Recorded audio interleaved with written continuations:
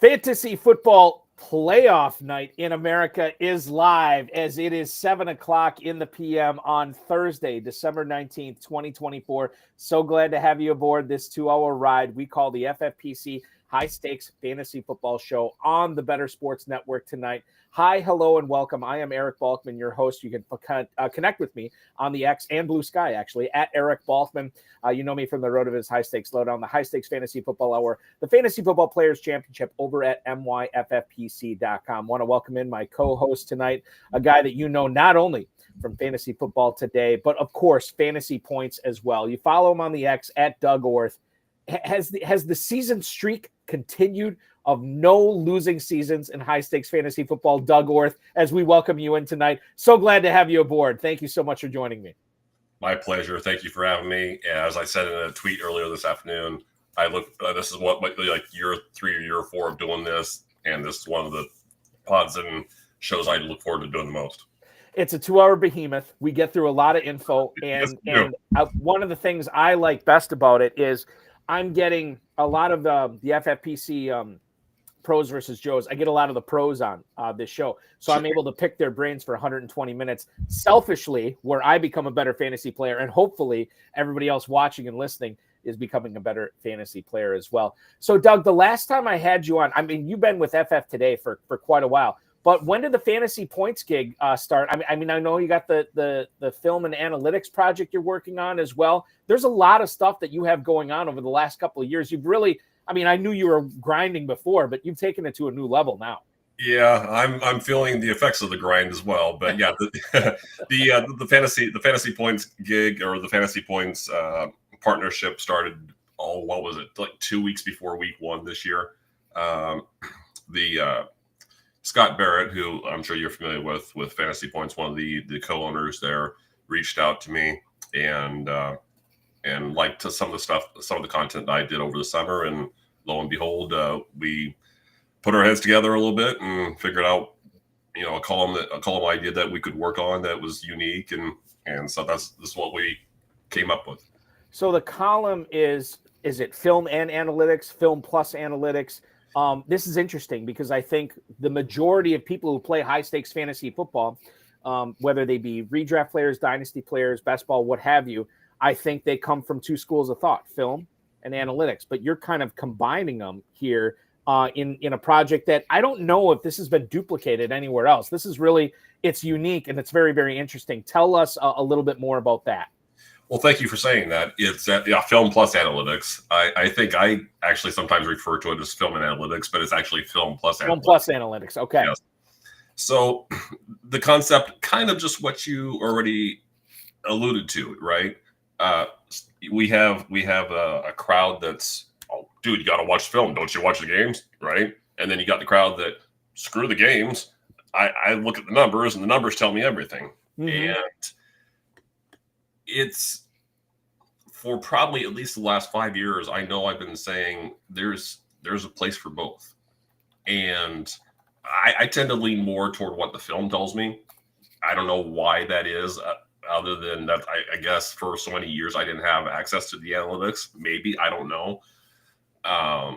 But with especially with the Fantasy Points data suite and all the information they have on there, and if you haven't checked it out already, by all means, go for the lowest subscription if you have to. Check it out. I know that you do free previews occasionally as well, and there's a happy medium. There's a marriage to be made with these two things, and I have roughly 2,000 words per week to do, or I should say, cover for.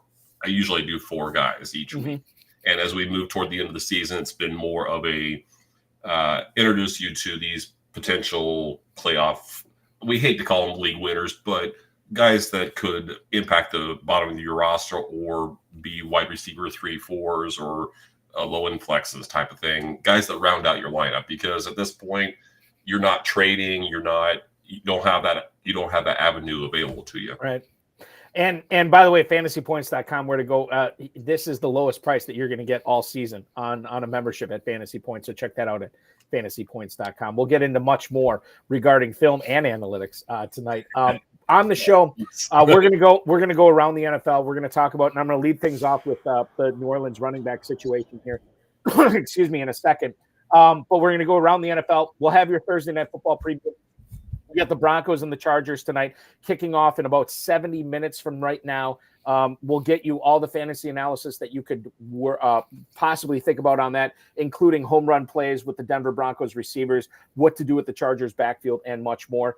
In the second hour, Doug and I are going to put together an FFPC Weekly Challenge Week 16 lineup. That is going to be a lot of fun, and I'll tell you more about that in just a second. We'll do starts and sits after that, including, but not limited to, Breece Hall, Marvin Harrison, Pat Freiermuth, and Anthony Richardson. That will be your show tonight as we will dip right in. We're going to go knee deep into the waters of Thursday Night Football and sign off sometime in the middle of the second quarter tonight. So we'll have all the pregame stuff that you could possibly want to know, and we'll give you updates on what's going on with the game. I'm going to give you an update on two things right now with the FFPC. Number one, the FFPC Week 16 Weekly Challenge is live. MyFFPC.com is where to go. There's no draft. There's no salary cap. Choose 10 or 12 players, depending upon if you want to play with kickers and defenses or not, and watch them ride throughout the weekend's games. Remember, only one player per NFL team. If you want Michael Penix Jr., you can't have Drake London. If you want Dorian Thompson-Robinson, you can't have Jerry Jeudy. I'll just play it up like that. One player per team. That is what you are doing. $35 or $200 to enter. Win up to $2,500. 10, 30, and 100 team contests. MyFFPC.com is where to go. Not only for that. And by the way, you can also scan the QR code that our producer, Matt Deutsch, has put up on the screen right now. That will take you right to the registration page, and you can enter right now. In fact, there's time to get in on the Thursday challenge as you have a little bit less than 70 minutes to go. The other thing that we launched this past week is the world-famous FFPC Playoff Challenge. So maybe fantasy is over. Maybe you're not playing in the championship round of the Fantasy Pros Championship, the FFPC main event. That's okay, because you can get your ducks in a row for the world-famous FFPC Playoff Challenge. Enter for $35, be eligible for a $100,000 grand prize. Enter for $200, you are eligible for a $500,000 grand prize. Again, no draft, no salary cap, just no duplication of the same players on the same team. MyFFPC.com is where to go for that. You pick one lineup for the whole playoffs. You don't have to adjust it as the playoffs go on. You pick one lineup for the entire playoffs, and that final week, Super Bowl week, you will get double points for the two players or one player that you have going in that week. Again, myffpc.com. Disclaimer, the NFL has adjusted its playoff schedule this year. Normally, the playoffs started at 4:30 Saturday afternoon that first weekend.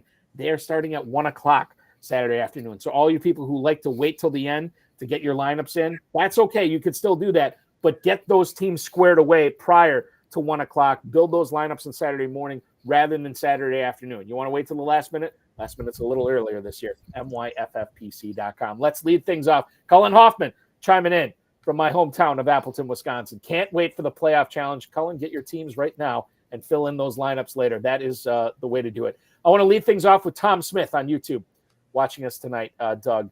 With Alvin Kamara doubtful, is Kendre Miller flex-worthy this week? This is a game that, and I've been mentioning this on a lot of my shows, my kid wants me, because I'm about a half hour southwest of Lambeau Field, and I'm a season ticket holder now.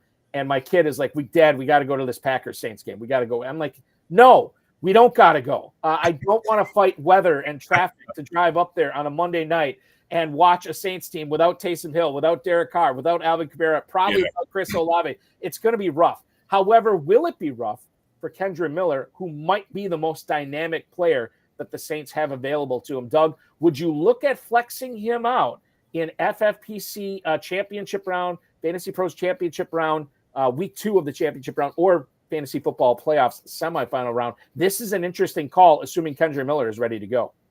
As always, I mean, you could say this with 95% of the workforce. It depends on what your options are. Mm-hmm. However, I firmly believe, especially just you detailed it there with the players that are going to be missing, right?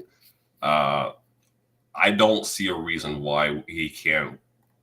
I think I'm going to mention a little bit later on something along the lines of they're going to work him to the point of exhaustion, because one, of course, Dennis Allen isn't there anymore, so we don't have to worry about a doghouse. And number two, who else are you going to? I hate that argument, especially early in the season.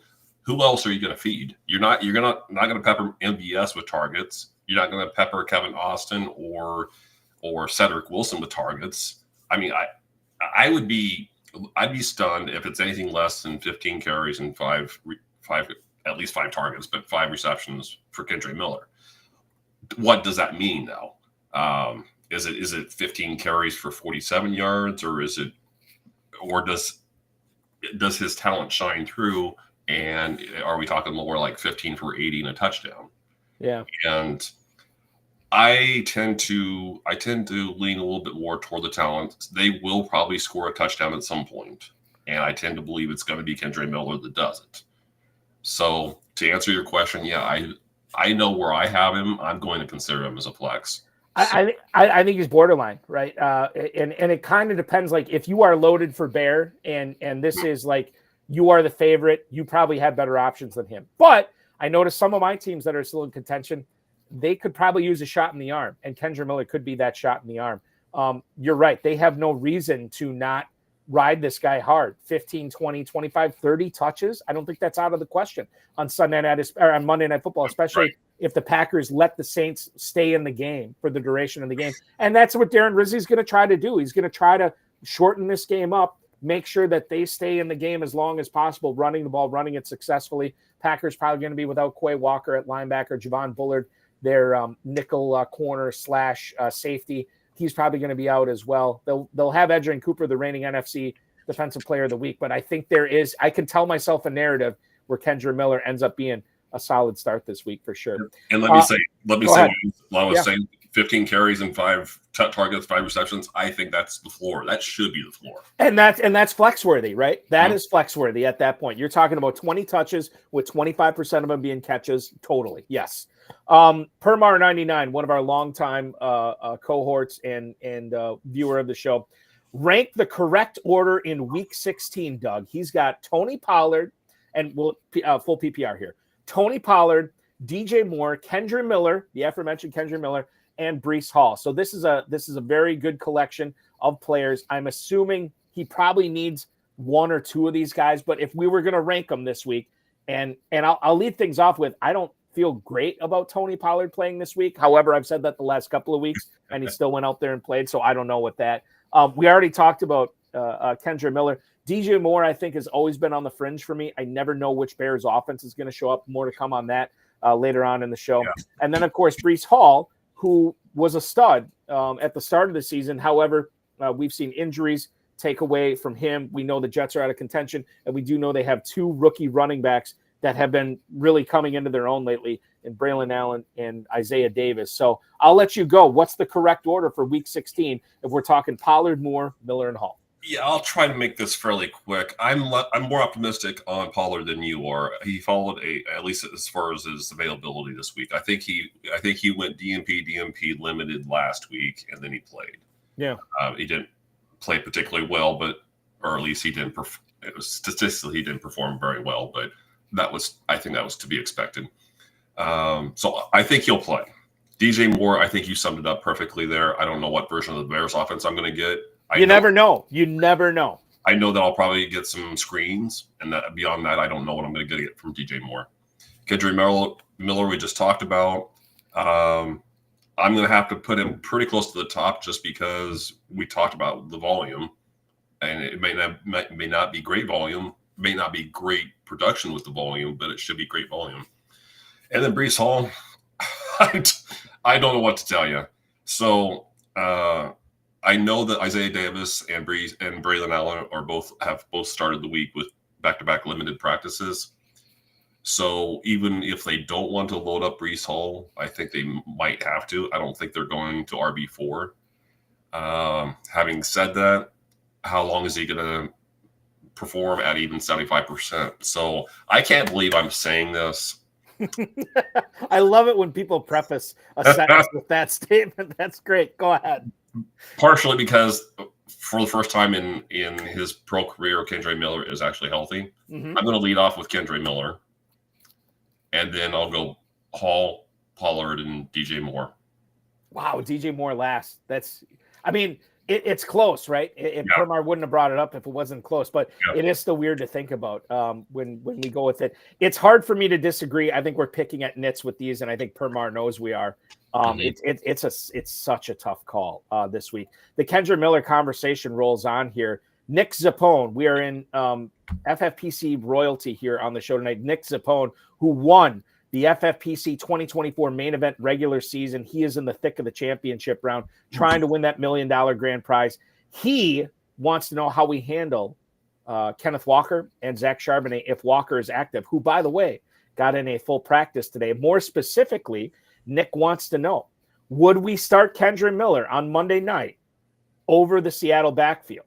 In other words, over Charbonnet, over Walker. And we'll know if Walker is active, because obviously Miller does not play until Monday night. Right. How would you rank those guys? And let's put it in terms of whether Walker's active, whether he's not, and I think he's going to be active, but just in case, or Miller, because Walker and Charbonnet, as we've seen, Doug, have cannibalized each other before. Yeah. So you're breaking news that I didn't know. I checked it like 30 minutes before we went on there. Do we know Charbonnet's status? That is a good point, and I'm looking that up right now because I know he missed practice yesterday. Yes. Or he did not. He limited practice yesterday. 9 minutes ago, I'm checking this on the waiver wire. Not on the waiver wire, on the actual wire. Zach Charbonnet limited again for a second straight practice. Oblique injury is the thing, and this was something that he did not have prior to the Packers game. So he obviously suffered it in the Packers game on Sunday. So with Walker coming back, I mean, I don't know, man. You're talking about a limited running back. Maybe this is a Walker week. I don't know. How would you handicap this? Yeah, so the status of Charbonnet is going to be my guide as far as the answer to this question here. And I'm going to lean toward Charbonnet not playing because oblique injuries are very – I mean, Walker missed I believe 2 weeks early in the season with an oblique injury.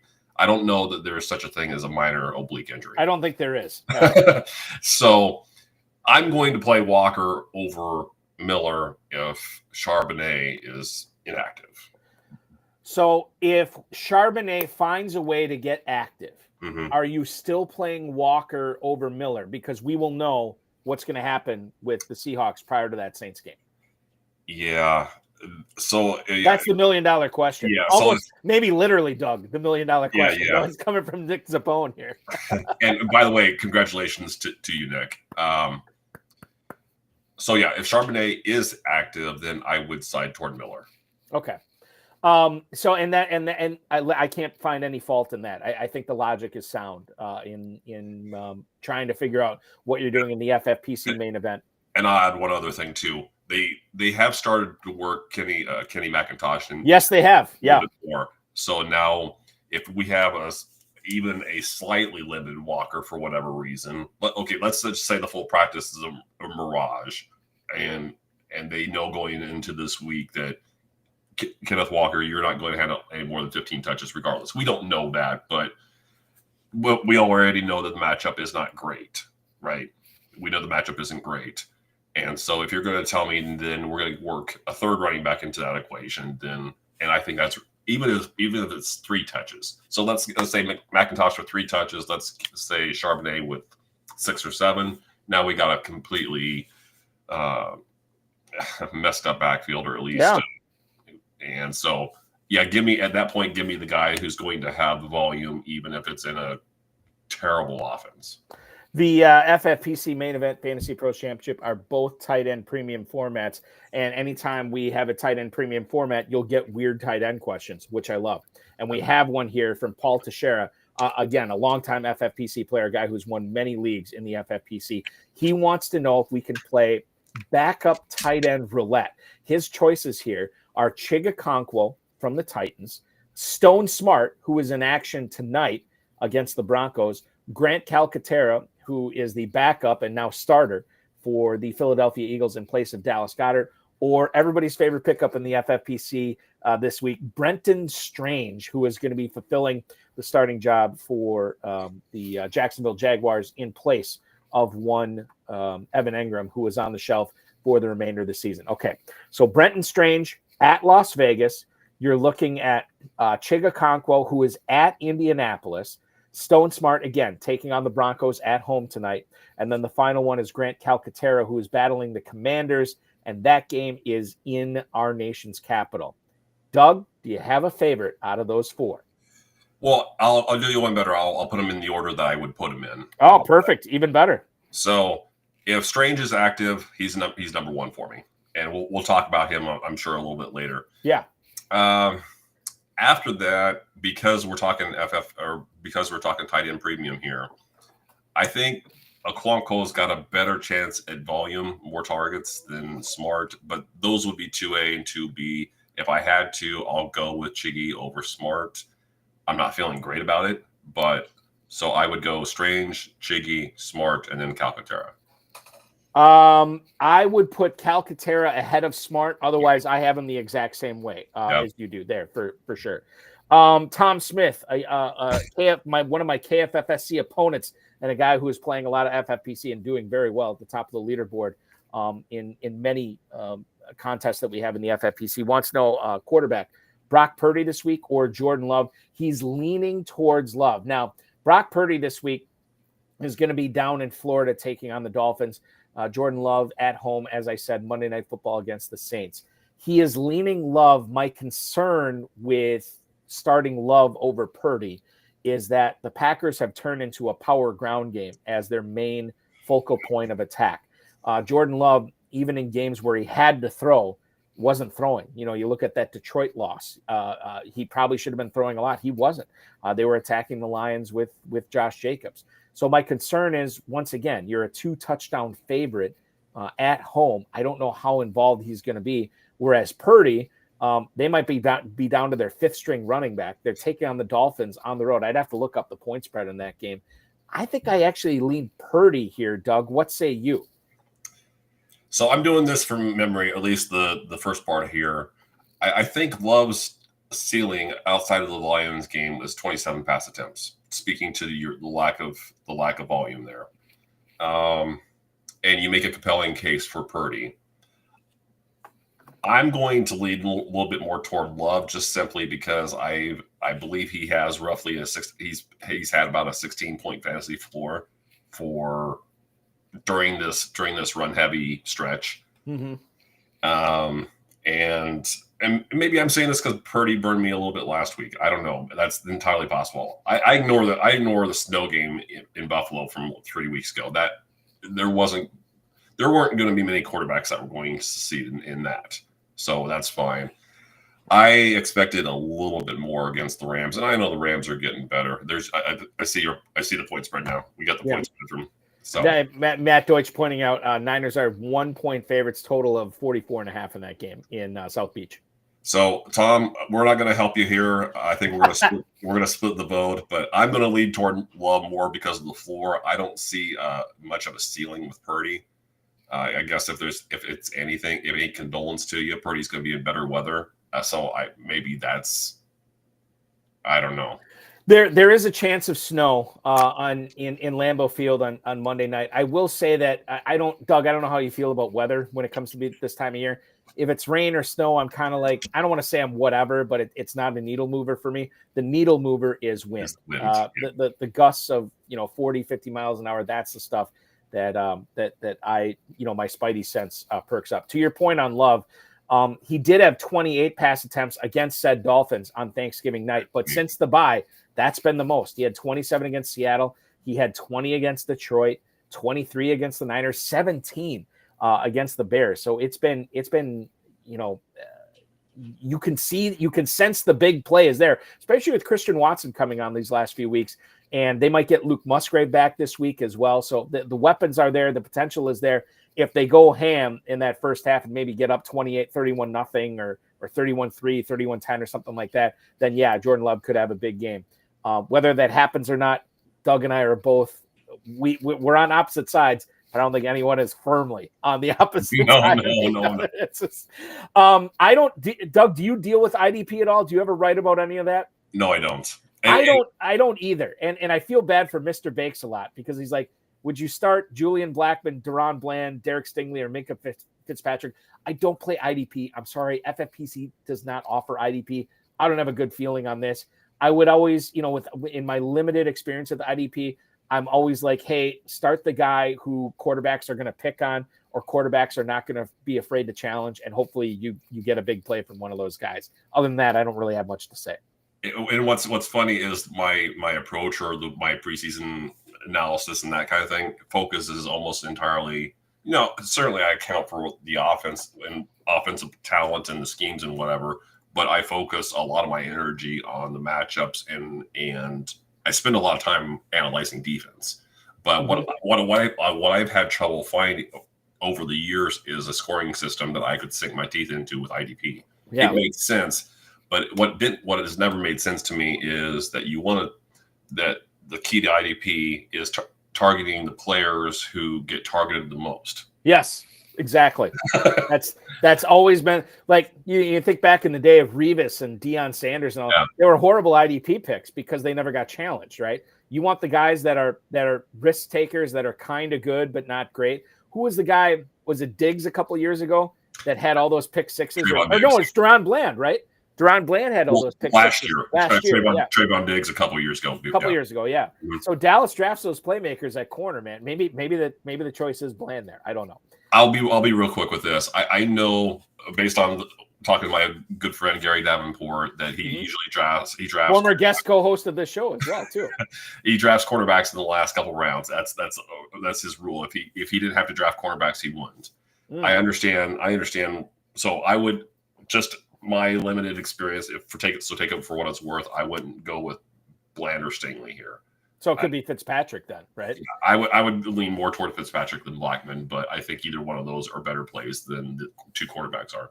Let's get back into our wheelhouse, Doug. Charlie on YouTube right now wants to know Jerome Ford, Rachaad White, or Tyrone Tracy this week. This is interesting. So Jerome Ford, we heard the news this week that Nick Chubb was placed on IR, so he will not be playing the remainder of the season, and that sucks because we all love Nick Chubb, but we deal with fantasy, and this is what it is right now. Jerome Ford taking on the Bengals in what could be a shootout on the road, the Battle of Ohio. You could have him, you could have Rachaad White down in Dallas taking on the Cowboys, or you could have Tyrone Tracy, who is also on the road against the Atlanta Falcons. If you had to pick one out of that trio, who would it be? Again, I'll try to make this short and sweet. I don't know if I can.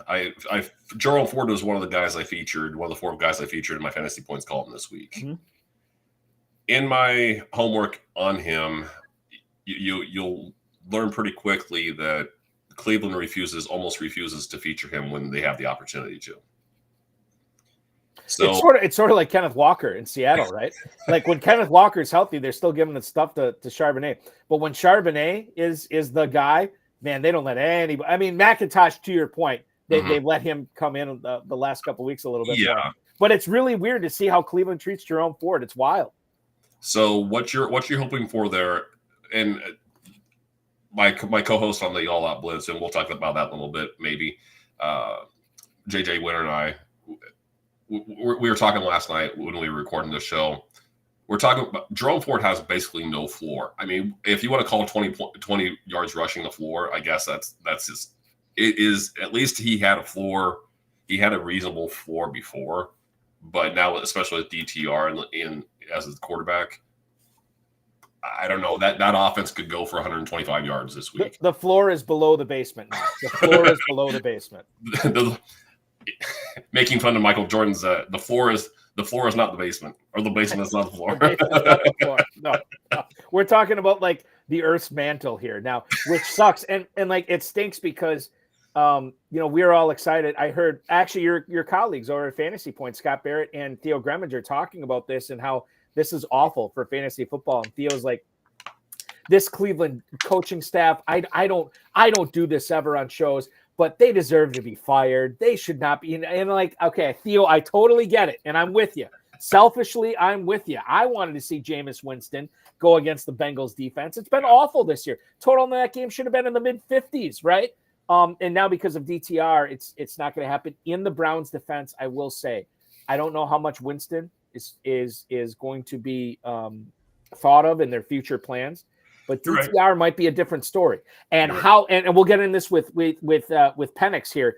But how can you think of a better way to build up your young quarterback's confidence than giving him his first start of the season against a horrific defense in Cincinnati? I get what Cleveland's doing here. Don't like it for fantasy, but I get what they're doing. Right. So one of the things I mentioned in the column is I was basically talking. If you believe the big run is possible, like it happened last week, the Chiefs are the stingiest defense against running backs. Yes. And Ford went untouched on a 62-yard touchdown. That's you're talking about a player who can break the long run. He's done that multiple times in the last 2 years.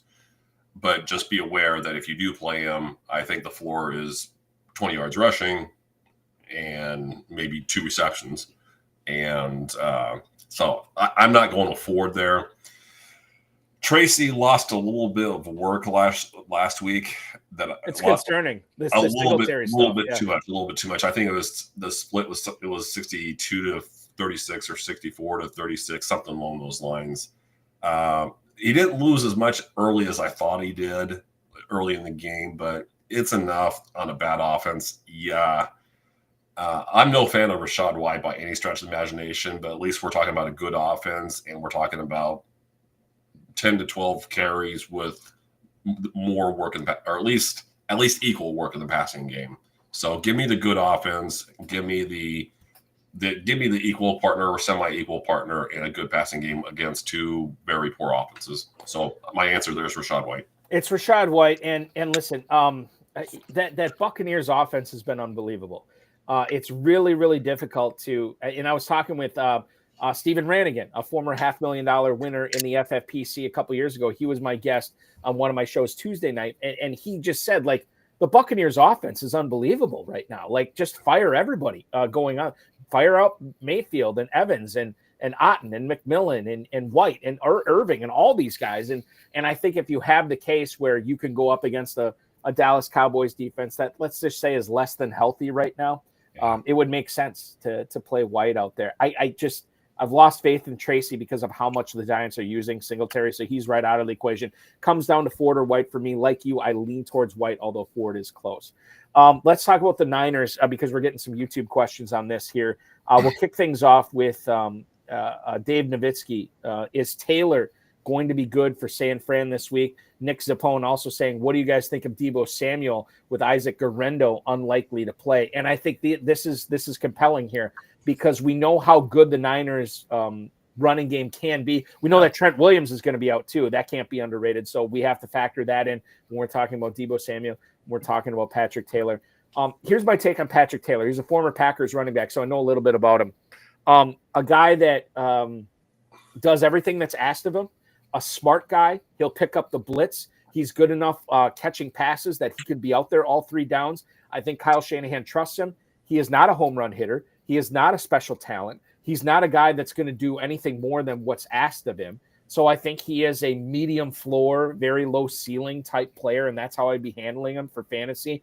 And in regards to Deebo Samuel, with Nick's question here, I don't know what to think about him. And maybe I do know what to think about him. I just don't want to admit it. I have no faith in him at this point. I don't want to play him unless I absolutely have to. Let's talk about this Niners ground game that is probably going to be featuring Patrick Taylor this week and how that affects Deebo Samuel, Doug. I think you nailed it you mentioned Trent Williams. I was going to get to that too.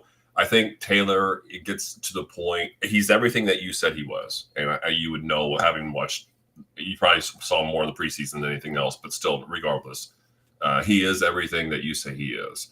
I think, though, that would push the whole narrative. And I hate narratives anyway, but you pushing the whole narrative of Kyle Shanahan can make anyone a star. We're probably reaching the breaking point with him. Totally. Because he's got issues. Like, here's the thing. Like, they're talking about signing Brock Purdy to $60 million a year after this season. And obviously they sunk all that money into Christian McCaffrey. I'm of the opinion, like, Shanahan is good enough at developing players to play quarterback and running back in his system. Don't sink that money into it. Like, spend that money elsewhere, because he's not going to develop people to be to be stars, to be MVP candidates. But I think he could develop players into being competent and guys that can make this offense run. But anyway, I interrupt you. I'm sorry. Go ahead. No. So the second part of my answer was what the second part of your answer was. If Trent Williams was healthy, I might give Taylor more of a chance. And I haven't seen an updated splits on this yet, but I remember seeing splits last year with Trent Williams in the lineup versus out of the lineup. Oh, with Purdy?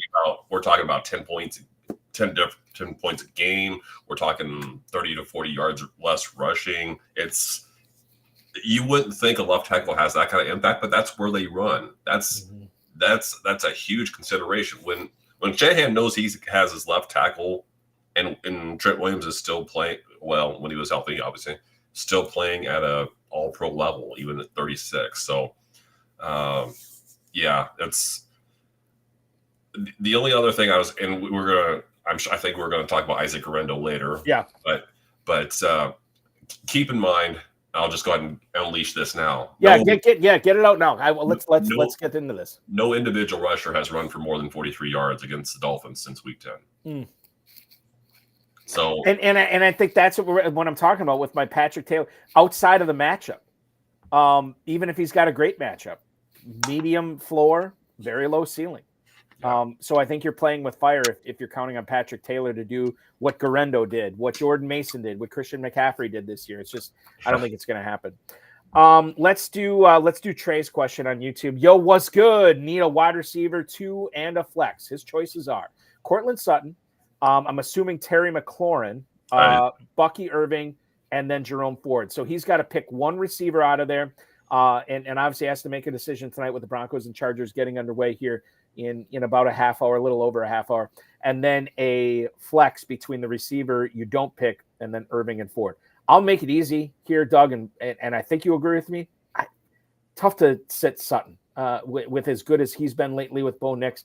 I got to play him as the receiver here. But what about for the flex between McLaurin, Irving, and Ford? Yeah, we've talked about Ford enough already. I don't need a no floor guy at this point of the fantasy season. I'm with you on Sutton, so let's make it this between McLaurin and Bucky Irving.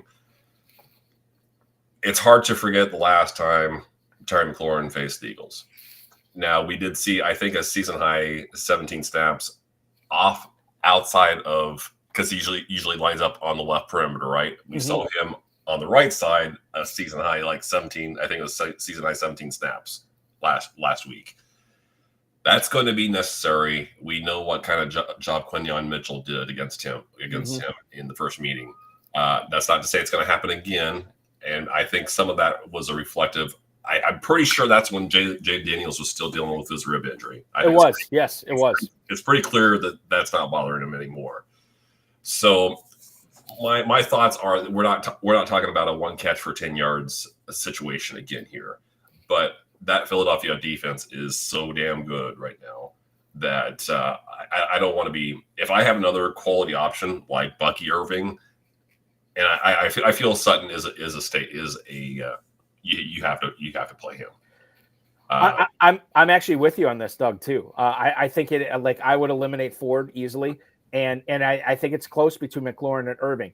But even though this game is in DC, even though the total is in the 45.5 positive game script for McLaurin, I still think I feel a little bit cozier with Bucky Irving this week. Even though he's sharing the backfield, we've seen McLaurin in good matchups where his fantasy day was saved by touchdowns. I don't know if I want to count on that. I think I'd rather go Irving and Sutton here. I think you could see maybe he scores a touchdown this week. Great, but are we talking 5 catches, 38 yards in the touchdown? I think Bucky gives you that as his floor. Exactly. Yes. Yeah. And big play potential for sure. And I guess that's true of McLaurin too. But I'd be much, like I say, I'm much more comfy with Irving over McLaurin here. Let's do Roderick Dobson planting his flag. Fire up Blake Watson tonight. You can thank me later. Well, we'll talk more about that coming up in the second segment here. We preview this Thursday night football game because we know Jaleel McLaughlin's out. And what do you do with the Broncos backfield? More to come on that shortly. Let's do this. Tom Smith is, and I've been waiting to talk about this all night. Tom Smith says, what the heck happened to Atlanta's offense this year? For the most part, everyone thought they would be pretty good. And I'm with you. Like Drake London in the FFPC main event was being drafted at the high end of the second round. You had the Kyle Pitts truthers still selecting Pitts in the 4th, 5th round this year. Mooney tumbled, and Mooney's been the one guy that's really paid off. But we saw what Kirk Cousins did, or what he didn't do this past week, and now he is benched, and now it is the Michael Penix Jr. show. Falcons head coach Raheem Morris announcing earlier this week that Michael Penix is not only the starting quarterback for Week 16, he will be the starting quarterback for the Falcons going forward. So let's talk about the Falcons offense with Penix running the show rather than Cousins. I will give the floor to you here, Doug. We can talk about Penix. For me, I think anything is probably as good or better than what I was seeing in Atlanta from Kirk Cousins. I don't know if I don't think the rushing yardage from the quarterback position gets any better with Penix. He didn't run a whole lot at Washington, but what he's been able to do as not only a senior at Washington, but what he did in Indiana before that, and the plays he was able to make. And now he will try to rejuvenate London and Pitts and Mooney here, and Bijan Robinson. Maybe he gets a shot in the arm as well. Your thoughts on the Falcons offense now that it's being quarterbacked by Michael Penix Jr.? Well, okay. Allow me to read from my column here, because I did one of the guys that I did. So allow me to read, and please check out the Fantasy Points article. I know, shameless plug here, but please check that out. It's free for everybody. So in the article that I wrote on Wednesday, or that was that hit the site on Wednesday, in his draft profile this spring, and remember this is all we have. We have 5 pass attempts and 20 offensive snaps so far. So we're not evaluating him based on pro potential, or on his pro film, because he doesn't have it to give, right? But anyway, in his draft profile this spring, I gave him a high-end comp to our boy Jordan Love. Among Penix's most attractive qualities, I noted that he was likely the best deep ball thrower in the draft class, possessed exceptional accuracy in the pocket, and I'll get to why that's important in a second, and quick decision making. He only took 31 sacks on 1,759 career dropbacks in college. He played 6 years, okay? Yep. So 31 sacks, not bad. I don't think he got sacked 10 times last year, and that offense threw a lot. His biggest drawbacks were his age. He was 24 shortly after the draft. He tore his ACL twice, or I think he tore both ACLs actually. Yeah, he did. Yeah, during in Indiana, and then his accuracy on the run. It was, some quarterbacks can throw against their body. Penix is not one of those guys who can throw against his body. So just bear that in mind. So, getting around to what we're talking about here, is he worth starting in Week 16? Now, I mentioned the podcast, The All Blitz, that I co-host. I think a reasonable ceiling expectation this week may be 180 yards and 2 touchdowns. And I don't know that I'm feeling good about the 2 touchdowns, but that's what I said.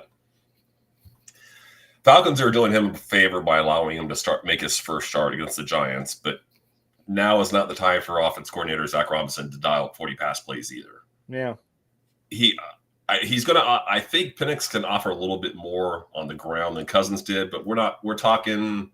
Cousins gave us a 5-yard rushing floor. Penix maybe gives us 10 to 15. And I would say tops. Yeah. He did not run much at all at Washington last year. We're not counting on him to give us 6 points there. Let's just put it that way. Unless he runs in one from the 1 yard line. You know what I'm saying here. But that's usually Algier territory too. Like So this in my mind is going to be another Bijan Robinson game. So as far as Pitts and London and Mooney are concerned, it doesn't matter that much that Penix is in there over Cousins. This week, no. Right. I think they play the Commanders next week, and I think it'll matter a little bit more there. Okay. All right. Fair enough. Wow, good stuff there on the Falcons for sure. I want to step out and take a quick break. When we come back, let's do this. Let's do our Thursday night preview. Let's talk about the Broncos backfield. Let's talk about Ladd McConkey. Let's talk about the return of Hayden Hurst tonight as well. And George Jr., I know you've posted a couple of times here. You are leading off the segment, my friend. Bo Nix or Patrick Mahomes on Saturday? We're going to discuss that and more. He's Doug Orth from FF Today and Fantasy Points. I'm Eric Balkman from the FFPC. Don't go anywhere. We got our Thursday night preview rolling on, and Doug Orth, FFPC Weekly Challenge lineup coming up. You're watching the Better Sports Network. You talk about utilizing something called perpetual reloading to ensure something called a permanent championship window with FFPC Dynasty Leagues. How do we make sure that perpetual reloading is what we're doing in our rookie drafts every year to make sure that we're always competing for titles year in and year out? Yeah, so we always have this tension between playing a little bit for the future and playing for the present. You'll have drafters jump into the startup. They'll draft the veterans. They're trying to win in that first year. Sometimes they do. I don't want to in any way, shape, or form suggest that that doesn't work, because you see some of those teams compete and win titles. And yet, when we're thinking about the best way to control your chances to win, you want to be in the playoffs year after year. You want your championship window to always be open. You don't want to get to a point where you build, and then have a couple of years where you're going for it and then you're rebuilding again. You want to be in it every year. You want to get as many buys as possible so you don't have to compete in that quarterfinal round. You build a more powerful team. You can't control the injury that you have to the key player that cost you a title, or the 50-point game that a non-elite player like Amari Cooper scores and knocks you out. You can control having one of the best teams every single season. The way that you do that is you build depth in your player talent across all those positions. You build depth in your picks. In order to execute some of those types of things, you trade down, you trade peak players, you trade young players. You've got to trade things that people want. A lot of times I think when people are trying to reload or rebuild, they're trying to trade distressed assets at a level that the rest of the group isn't interested in, and then you feel like you can't move. If you're going to make trades, you got to trade things that people want. You can also 13 minutes until the top of the hour. The High Stakes Fantasy Football Show rolls on here on the Better Sports Network. I'm Eric Balkman from the FFPC. He is Doug Orth from FF Today and, of course, Fantasy Points. Want to remind you, too, that if you want to look at some Thursday night action, go to myffpc.com. Join the Thursday night weekly challenge. Lineups will lock here in about 28 minutes. You say, Balky, that's not enough time for me to put together a team. It is. Here's why. There's no draft. There's no salary cap. You just pick whatever players you want, 10 players, 12 players if you want to play with kickers and defenses.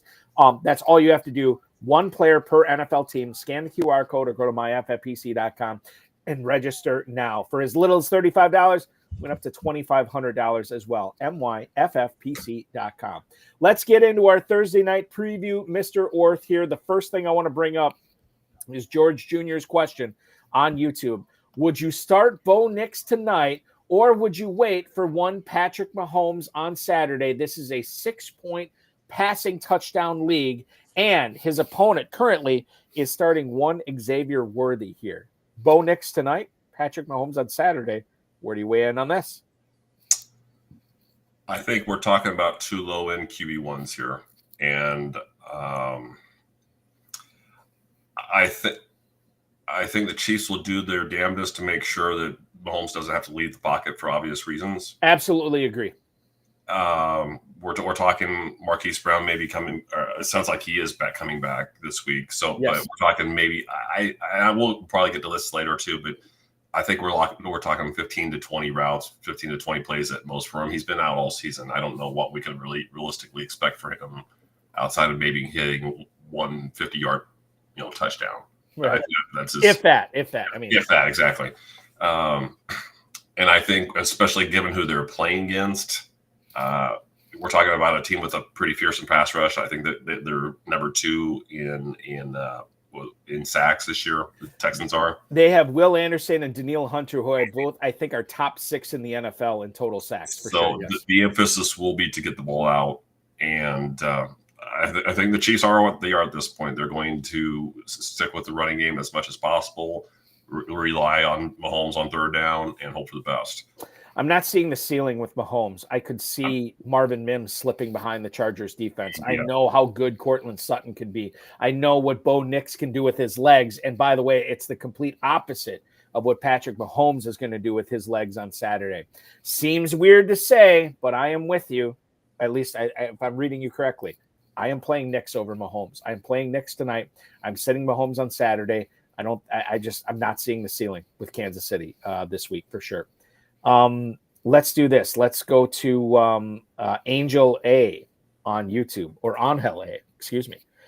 He needs a flex here this week. The guy who is dominating our conversation tonight, Jerome Ford. The guy you just mentioned in Hollywood Brown. Jalen McMillan for the Buccaneers in that high-flying Tampa offense. Speaking of, Rachaad White is another option. Adam Thielen is also an option here. He needs one of these guys in his flex. To your point about Hollywood Brown, I'm going to eliminate him right away from this conversation. The question for me about Hollywood Brown is not necessarily what do I do with him in week 16. It's how does he affect DeAndre Hopkins? How does he affect Travis Kelce? And I know it's adversely, but how bad is it going to be? And I think he makes a dent. I don't think it's a sizable dent. I think whatever you were doing with Hopkins and Kelce prior to Brown coming back, you're probably doing the same thing this week. But you're not playing Hollywood Brown. Jalen McMillan, let's talk about him real briefly because we have not talked about him yet. He's found the end zone. He's coming on. This is something that I think a lot of McMillan owners wanted to see, especially when Godwin went down. And it's taken to like week 13 or week 14 to finally see it now. Your thoughts on Jalen McMillan this week against the Panthers, Doug? I was able to pick him up off waivers in the one remaining league he was available to me, and I'll be starting him as my wide receiver 4 in that league. I'm sure that doesn't help our friend here because but my point being is, and a little bit more context too, in a dynasty league, I traded McMillan and a late second for Cortland Sutton, and a late third. And having seen McMillan come on like this makes me a little bit about it. But this was expected. It just happened a little bit later than we thought, or at least with Chris Godwin getting hurt when he did. So I'm going to shelve McMillan here. This is going to come down. You eliminated Ford and Brown, and that's so. I would prefer not to play Rachaad White. So it's Thielen for you then. I think it has to be. And it's very close to hit with him over McMillan, but I think I would. That is Doug Orth shifting in his seat and groaning and saying, yes, I think it's Thielen. I think it's Thielen over White. I'm agreeing with you. I think it is Thielen over White here. That's what it comes down to. Manuel Silva, Kendra Miller, or Brian Robinson on number 1, Jaden Reed or Marquise Brown. I don't necessarily think Reed is in for a big night. Monday night, but I would play him over Marquise Brown. And then when it comes to Kendra Miller or Brian Robinson, you can't really run against Philly. I'm going to take the volume and the potential for Kendra Miller getting a lot more touches than Robinson. So give me Miller, give me Reed, give me the 2 Monday night guys this week. Doug, how do you weigh in on those 2 questions? I agree with you. The only thing I'm going to add with Robinson is if he was used a little bit more in the passing game, I would give him the edge. But I would too. Yes, his ceiling this year has been 3 catches in a game. So what about is this Ray Gamer? Yeah, Ray Gamer on YouTube. You got to start too. This is standard scoring. Cooper Kupp, Garrett Wilson, Ladd McConkey tonight, or Jacoby Myers. And thank you for putting the opponents in there. We always appreciate that, right? For sure. So Kupp, Wilson, McConkey, Myers. Scott Barrett, because I was listening to his School with Scott podcast today. But he brought up the fact that he thinks after the tantrum that Garrett Wilson performed on the sideline in the first quarter of the last game, where he was frustrated with not getting the ball, and then Devontae Adams having 0 at halftime, and then all of a sudden getting a 9 for 198 and 2 touchdown performance. That's not an accident. So I think you use caution with Garrett Wilson when you have these other options. Kupp, who put up the 0 last week, obviously, I think that was an outlier. I'm not putting much stock into that. And Jacoby Myers, who kind of was ignored that whole game until the Raiders had to make plays at the end, and then you saw him being targeted a lot. I'm going to, and this is standard scoring. This is not PPR. I'm going to eliminate Myers here, even though it's a really good matchup. I don't trust the quarterback here. It comes down to benching either Kupp, Wilson, or McConkey. I think I bench McConkey here in standard scoring, but man, I could be persuaded here, Doug. When you look at these 4 guys, Kupp, Wilson, McConkey, Myers, which 2 are you playing? Again, I think we're in lockstep, and this is something I think we might discuss in a few minutes, but I believe my research yielded something along the lines of the Broncos have surrendered a league low 7 receiving touchdowns to receivers this year. It's super low. Yeah, very low. And I think one thing to consider, or at least one thing I would look for, obviously it's going to be after after the game. We'll find out after the game because we don't find this stuff out until the game starts. But I think Broncos have to think long and hard about using Pat Surtain as a shadow, moving him inside along with McConkey, because I would definitely take my chances with Quentin Johnson and Joshua Palmer beating me on the outside. So I'm with you on Cup. I think you pretty much ignore that. You throw that one away or toss that one away from memory, and I could actually see it being going in the complete opposite way this week. Okay, wait, we didn't get you the ball at all last week. Totally. Now you're getting 10 targets. You're getting 12 targets. There's going to be a lot of people, I think, kicking themselves that they sat Cooper Kupp in Week 16. My prediction. I don't know if it's going to happen, but I think like you are playing with fire if you bench Kupp this week. And then with Garrett Wilson, I don't sit Garrett Wilson. That's just Tan Shermer. No, so I'm with you. Kupp and Wilson is the answer here for me. Let's talk about the Thursday night game. We talked about Knicks versus Mahomes. You kind of let us know that you think Knicks is a low-end quarterback one. I agree with you there. What about the Broncos running backs? We found out I was doing the Fantasy Spin show with Colby Conway from a Fantasy Spin and Fantasy Alarm about the Broncos running backs. And as we're doing it, I found out that Jaleel McLaughlin was out. And it was going to be Estime and it was going to be Javonte Williams. Are either of these guys playable? I guess if I had to pick between the two, it'd probably be Javonte Williams. But that doesn't mean I want to play him, Doug. It just means I like him best among all Broncos running backs. Is it enough for you to say, hey, yeah, let's flex him out this week? I had to play Williams in a league last week, and I didn't like it. And I can't imagine a team making it to the semifinals having to rely on Javonte Williams. I just can't. And Estime is not giving us anything in the passing game, and he's not doing enough in the running game to make it to even tease us there. So, what was it? Our friend Roderick there. I did joke in my preparation for this. I did joke, wouldn't it be fitting if this ends up being a Blake Watson game? Right.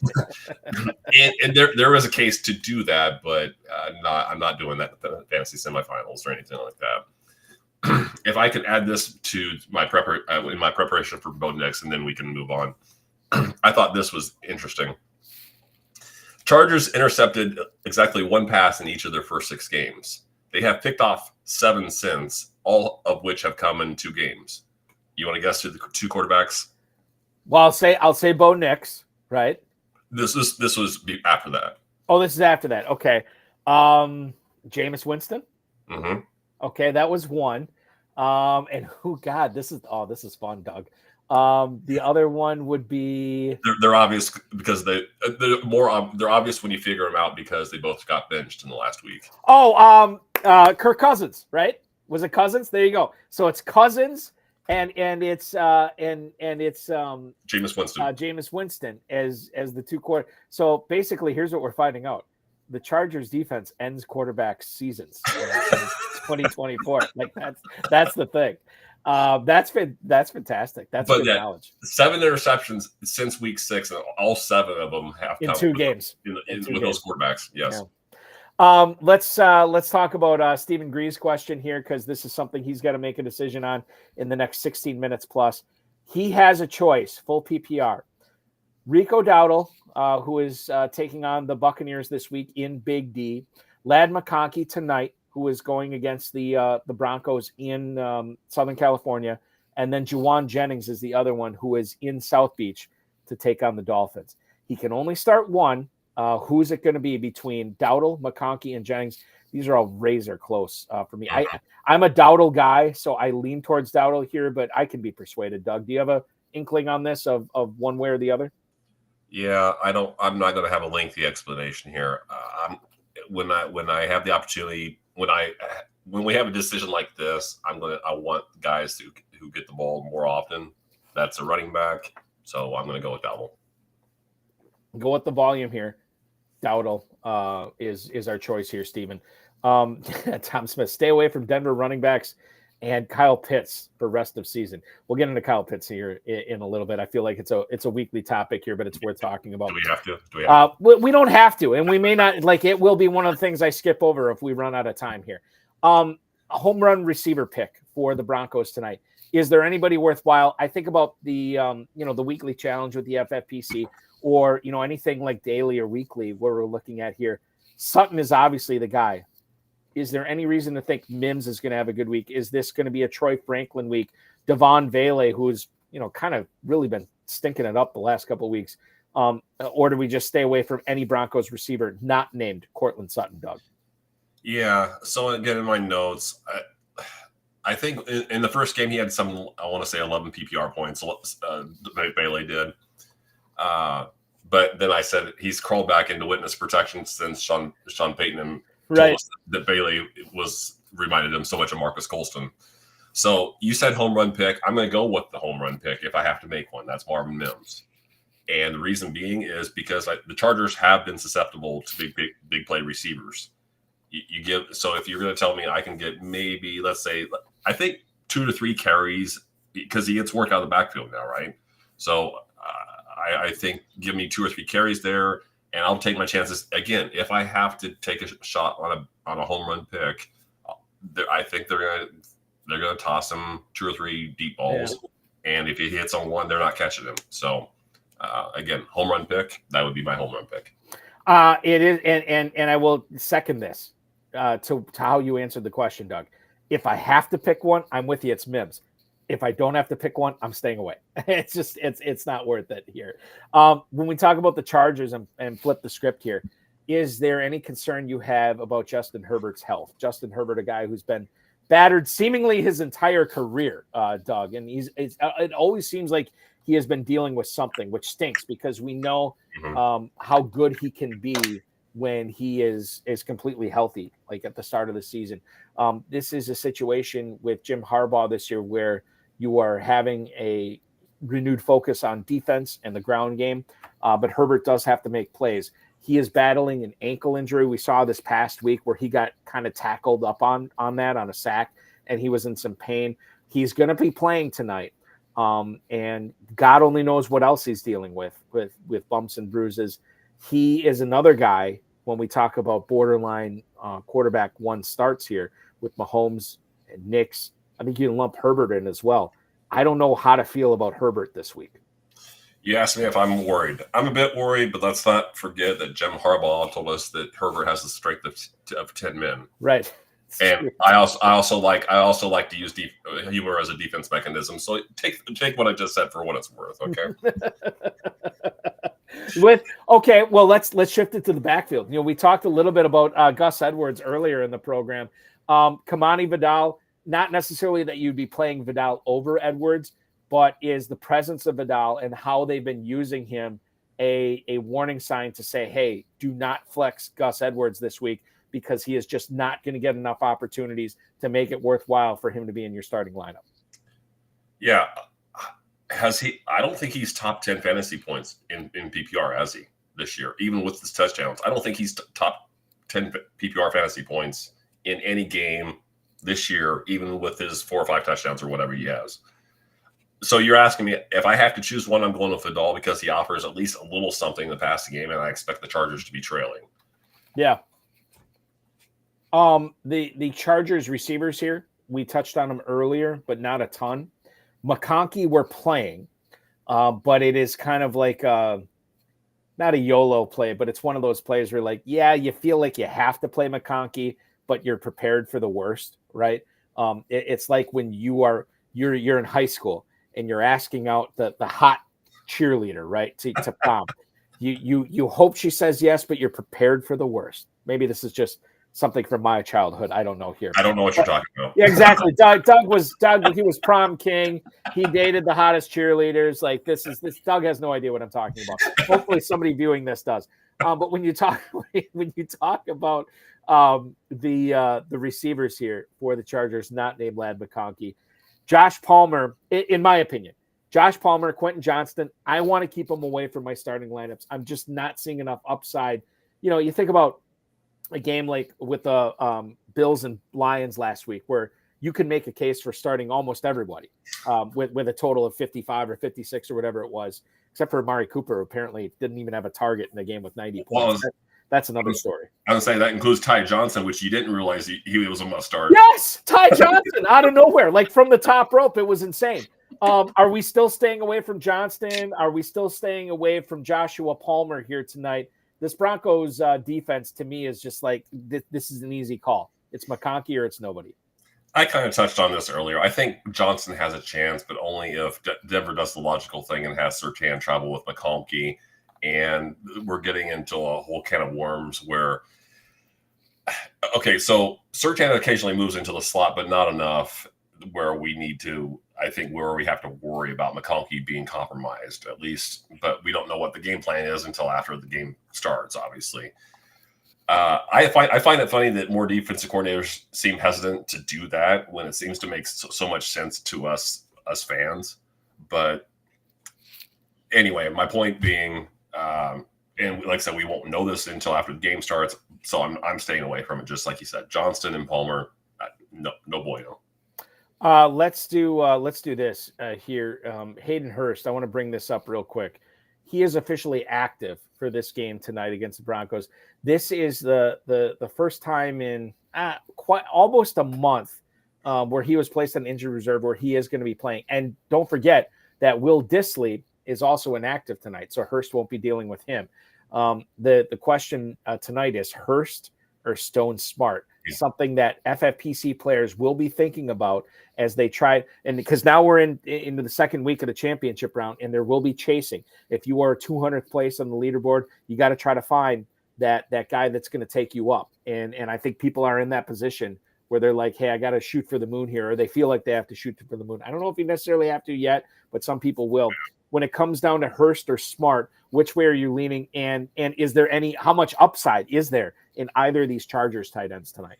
I'm honestly not seeing a lot of upside in the Chargers offense as a whole, regardless. But regardless of tight end, receiver, whatever. Exactly.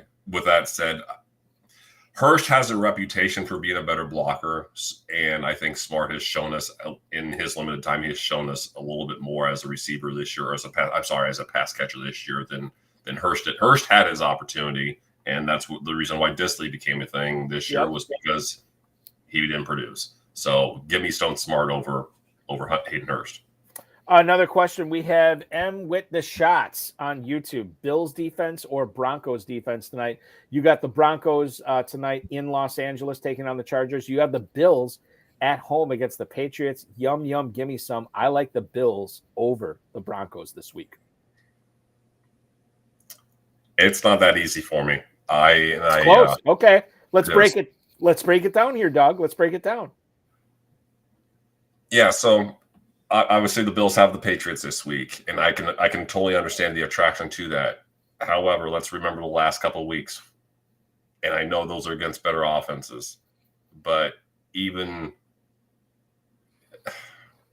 nobody else. To your point, you had the Bills last week against Detroit where they gave up 42 points. The Rams game, that I believe it was the two highest scoring games in the season in the NFL, right? So. Yes. Was the Rams and Bills in week 14. That was the highest until it was beaten by the Bills and the Lions the following week. So to your point, they are hemorrhaging points right now. Before that, the Bills were actually a pretty good fantasy defense. Not pretty good as in top five, but low end DST1. No one ever says DST1, do they? But no, they don't. But unless you're in a super flex defense. Now that's something the FFPC should look into. That would be fun. That's right. When in doubt, I will go. The Chargers have actually been a little bit gracious, forgiving, if you will, in terms of giving up fantasy points as to opposing fantasy defenses lately. And if I have doubts about what defense I need to go with in a certain week, I'm going to go with more aggressive one. Mm-hmm. And the Broncos blitz at a top 5 rate. They create pressure at a top 2 rate, and they create hurries at a top 2 rate. So, and to your point, they're dealing with a guy who, again, is off the injury report, but we know he's dealing with an ankle injury. So I've been loving the Eagles defense over the last couple of weeks, but I'm in the one league where I had to make the decision between Broncos and Eagles. I'm going Broncos. Just to and I will say, like, if I had to go between Broncos and Eagles, I would also be going Broncos tonight. But when it's Broncos and Bills, I'm betting on the bounce back for the Bills defense with, going up and I should ask you how you feel about Drake May, because I know there's a lot of Theo Greminger is a massive Drake May guy for all his work that he's been doing with fantasy points. He loves Drake May. And I'm more of like, I could see Drake May being successful in the future, but May right now for me is still a guy I want to exploit. That's why I'm leaning Bills this week. But when you think about May, whether you own him for fantasy, have him in a super flex, or maybe you're thinking about him in 2025, Doug, what do you think Drake May's career ends up looking like in New England? How successful of a quarterback is he going to be at this level? I expected him to have a good career. I did not expect him. I did not expect to see anything good this year. I expected him to be very raw. I did not expect him to do much in terms of rushing. And I know there will be people out there, biggest supporters out there, will say, "Why not?" I was not overly impressed. I was impressed enough for him to be a top 10 pick. But I was not overly so impressed with him last year at North Carolina to believe that he had this running in him, and that's where a lot of where his floor is coming from right now. Is he's giving you, I don't know, about an average of 30 to 40, probably an average of 30 yards. He's doing what he's doing right now. He's usually throwing for at least one. He's probably averaging about a touchdown and a half through the air this year, somewhere in that neighborhood. And who's he doing that with? A bunch of wide receiver 3s and 4s and Hunter Henry. If the Patriots could ever draft a receiver, it would give me a lot more confidence in May going forward, but they've just failed to do that. Unless T. Higgins, maybe they signed T. Higgins in the offseason, and then I have to reevaluate. And then they can get the 10 games a year out of him, right? Yeah. Well, hey, 10 games is better than 0. Which I like. There are Polk supporters out there. I don't know if I'm one of them at this point. And Demario Douglas, I think, kind of is who he is. I don't think we're going to see anything here with him going forward. The game is about to kick off. Again, we will give you live updates from Los Angeles, yes, tonight, with the Broncos and Chargers kicking off shortly, so you don't have to go anywhere. And why would you? Because Doug Orth and I are about to put an FFPC Weekly Challenge team together here tonight. The FFPC Weekly Challenge is available at myffpc.com. myffpc.com is where to go. You can build your team right there with a 10-player lineup or a 12-player lineup. If you want to play with kickers and defenses, you can go there to build it now. Enter for as little as $35, win up to $2,500, play in a 10, 30, or 100 team contest. Again, myffpc.com, myffpc.com is where to go. Only one player per team. That is the slant. So there's no draft, there's no salary cap. However, you can only have one player per NFL team this week. Doug, I have us set up for a 10-player lineup. It has been the most popular without kickers and defenses here. Let's build this lineup here. I will leave it up to you with where you want to start. We have to fulfill a quarterback position, 2 running backs, 2 receivers, a tight end, and then 4 flexes, non-quarterbacks, obviously, running backs, receivers, and tight ends. Who grabs you as a player you have to have on the team this week, or do you want to start off at a particular position? Let's walk through this together, my friend. Where are we starting? Yeah, let's just go in the order that we would traditionally. And I don't have a lot to say about each one of these, or at least not off the top of my head right now. I don't. How are we going against Josh Allen right now? So I'm leaning off of Josh Allen. There is a narrative out there that will tell you that you can't go chalk in this competition. And I will say that, again, this is based off the world famous FFPC playoff challenge format, which, again, routinely features chalk every year winning the $500,000. Not all the way, chalk through all the way. You can't have chalk through all the way, but you can have it for more than 50% of your lineup for sure. I really can't argue with a guy who has done something that has not been done in the last, 80 years of the NFL, 60 years of the NFL. Steve Young did it in the 90s with 3 rushing touchdowns, 3 passing touchdowns, and 300 plus passing yards in the same game. That's only been done one time. Well, now it's been done 3 times in the last, 60 years or whatever. Once by Steve Young and twice by Josh Allen in back-to-back weeks. He is the definitive definition. He is the definition of red hot right now. So you cannot go wrong with Josh Allen as your starting quarterback this week for the Bills. They will be going on Sunday, I believe. Yeah, that is. Yeah, it's not a Saturday game. Sunday, late window. They're hosting the Patriots. 14-point favorites. You could make the case that, hey, maybe it's a 1/2 game for Allen. He's too electric. You got to play him. I love Josh Allen as your quarterback here, Doug. Where are we going to next? Okay, so we got 2 running backs to fulfill here, and I won't go chalk all the way through here, just so you know. I will go mostly chalk, but I won't go chalk all the way through. This is going to be another chalk pick, and I think it stands to reason that if you lose Knuckles from Sonic and Knuckles, then you probably got to go with Sonic, right? So I think that when you talk about that Lions ground game, it has been the launching point every week of how the Lions get these big leagues, how they put points on the board. I have a buddy of mine who is a huge Lions fan, and he was telling me, like, on Thanksgiving we had our turkey bowl with our kids, and then the dads played as well, and we were talking at halftime, and he was telling me, he's like, you just watched today, it's going to be all Montgomery from the Lions in the first quarter, and then they'll shift over to Gibbs, and that has been and it happened, and that has been a recipe that has gotten the Lions to 12-2. Now, when you take Montgomery out of the equation, when you try to insert Craig Reynolds or Sione Vaki, that totally changes everything. Theo Grem, not that I want to keep piping on Theo Greminger, but he said he's of the belief that because Montgomery could miss the rest of the season, we got some late breaking word that maybe he won't miss the rest of the season just before the show started tonight.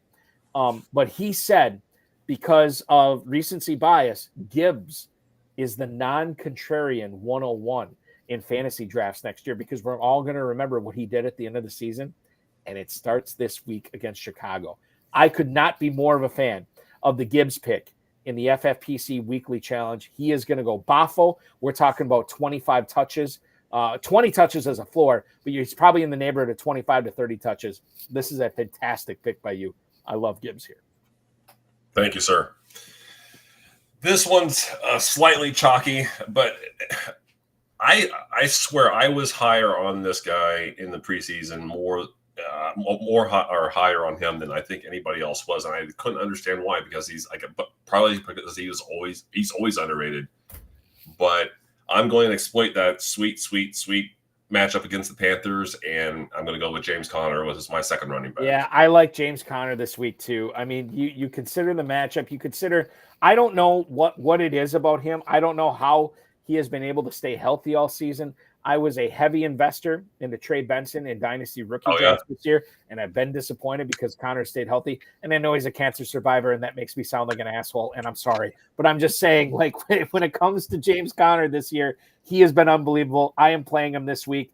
I'm playing him every week. And this week, especially for the FFPC Weekly Challenge, this is a guy that you got to get in your lineups. He should blow up again, catching the ball, rushing the ball. Should be a big James Conner week. The Gibbs-Conner combo is a fantastic way to start here, Doug. We have 2 receivers, 4 flexes, and a tight end. I'll let you navigate here. Where are we going to next on the map? Once again, there's an obvious pick at receiver, one that's ever as obvious as Josh Allen that was at quarterback, and I'm so upset with myself that I bought into I'm talking Jamar Chase here, that I didn't go heavier into him, that because I bought a little bit too much into he was going to need some ramp up time because of the how many practices he sat out this year. Yeah. But and I hadn't even really given it a thought that now T. Higgins missed practice today, so now we're talking about that this might be a 15 almost a 15 target game for him. I wasn't even thinking that. I was just thinking just based on how well he's been playing over the last month or two. But Cleveland hasn't been that great against the pass, or not as good as you would think they would have been. Certainly not as good as they were last year. But that Joe Burrow to Jamar Chase connection has been firing on all cylinders for at least a good month now. So that's where I'm going with my first receiver. 46.5 is the point total in that Battle of Ohio in Cincinnati this week at 1:00 on Sunday between the Browns and the Bengals. Jamar Chase, one of those rare guys, man. High floor, high ceiling. He's been awesome the last 3 weeks. You think about last week too, where it was actually a Higgins game, and Chase still had 9 for 96 or something like that, and you'll take that every time. I think he's going to be so compelling for 2025 drafts because he is in the conversation at the 101 pick, but that ugly contract status and trying to figure out what they're going to do with him because we know Cincinnati has been notoriously cheap. I don't know what happens. I think that he's back in Cincinnati. I think it's better than a 50-50 shot, but I don't know. A lot can happen until then. Chase, all I know, is a fantastic pick in Week 16 as your number one wide receiver. The Chargers have punted 12:56 to go in the first quarter. The Broncos have taken over at their own 28-yard line.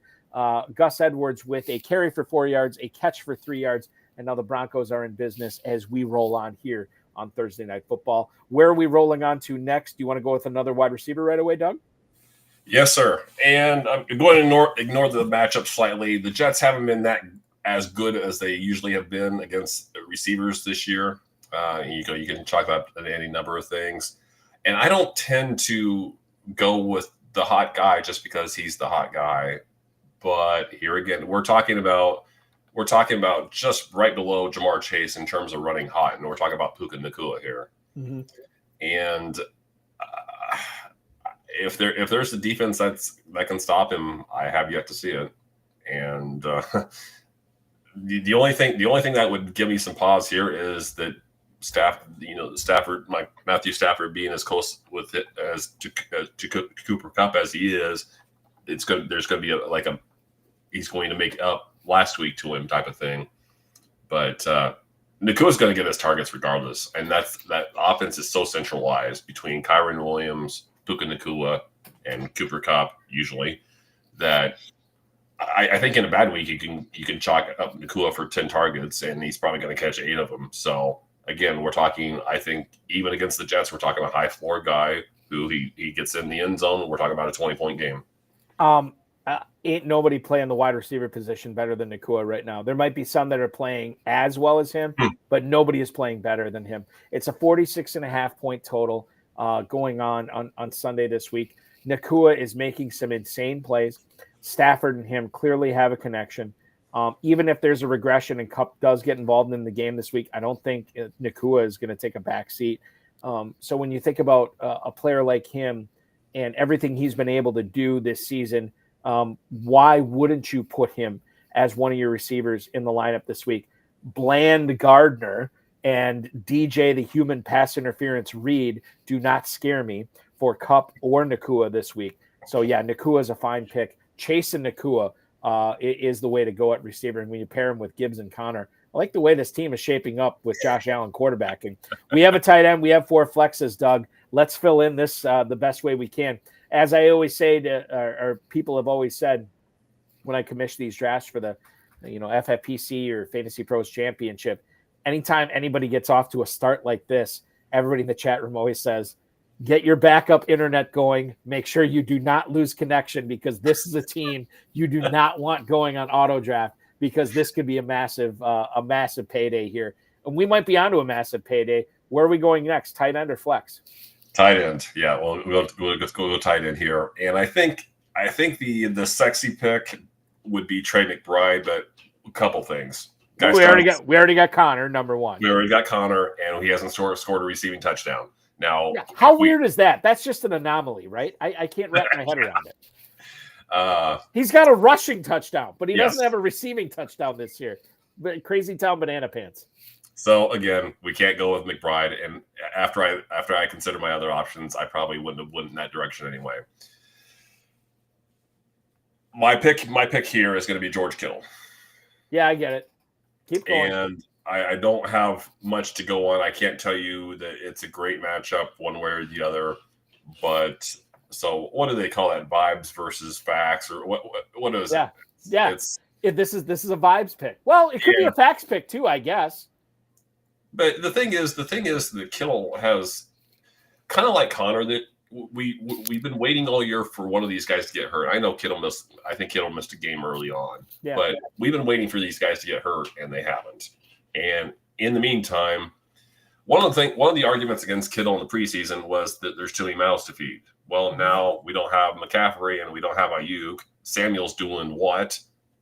Jawan Jennings is the top receiver right now.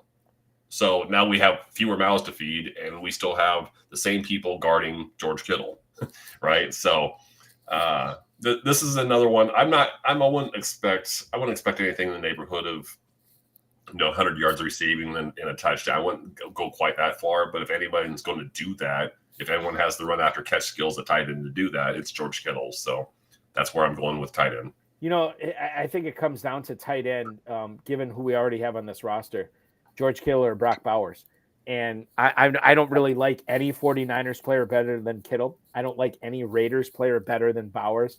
The difference may be, and I know this is picking at nits, but when you have two elite players like this, you have to. There is 5 more expected points scored in that 49ers Dolphins game than there would be in that Raiders game when they take on the Jaguars. And to me, that pushes the scales in favor of Kittle. And you think about all these people that would want to go with Bowers, who have been very successful in going with Bowers all season. We've seen Michael Mayer come on a little bit lately. We have not seen anybody at the tight end position come on besides Kittle for the 49ers. So I like the Kittle call here as well. 4 flexes, my friend, running backs, receivers, tight ends, any order you want to go in. Let's fill this out. So this is a great week. In case you haven't looked at any rankings or whatever, this is a great week to load up on high-end running backs. And so my first 3 picks here are going to be the 3 guys that basically I ignored with the first 2 slots. Mm-hmm. And I'll give them 1, 2, 3 right now. Bijan Robinson, Saquon Barkley, Josh Jacobs. One of the things I like about the FFPC Weekly Challenge is it flies in the face of how we draft season-long teams. When you're looking at, let's go with the anti-fragile sentiment. Let's load up on these backup running backs and draft high-end receivers. You don't have to do that because this is a 1-week thing. So to load up on these high-volume running backs is fine when you only have to count on them for 1 week. Bijan Robinson could be the focal point of that offense with Michael Penix taking over at quarterback in a very soft matchup. Defensively speaking, this could be a massive Bijan Robinson game. We have breaking news in the Thursday night game. Before we get to it, I want to ask you again. Bijan Robinson, Saquon Barkley, and who is the other one we're talking about here? Your guy, Josh Jacobs. Josh Jacobs, who is a fantastic play this week against the New Orleans Saints. He could be a guy getting 20, 25 touches. He has had a pair of 3 touchdown games. This could be another one this week as well. I like Josh Jacobs this week for the Packers, and we're looking at Saquon Barkley, who missed some time in the game last week with injury, but I don't anticipate that being an issue this week, and I don't think Saquon Barkley does either. 45.5, the Eagles are a 3.5-point favorite. Gimme Barkley this week. Makes perfect sense. So our first 3 flexes will be Robinson, it will be Barkley, and it will be Jacobs. Who is our final flex going to be? So the reason I pause at 3 is because this one I think is probably less chalky. And I had a tie between 2 receivers here. And I'm just going to tell you, I'm going to roll with Jackson Smith and Jigba. Ooh, spicy. I love it. And why is that? They're playing the Vikings, correct? Yes. I don't think the Vikings can defend the slot to save their lives, and they're also the most.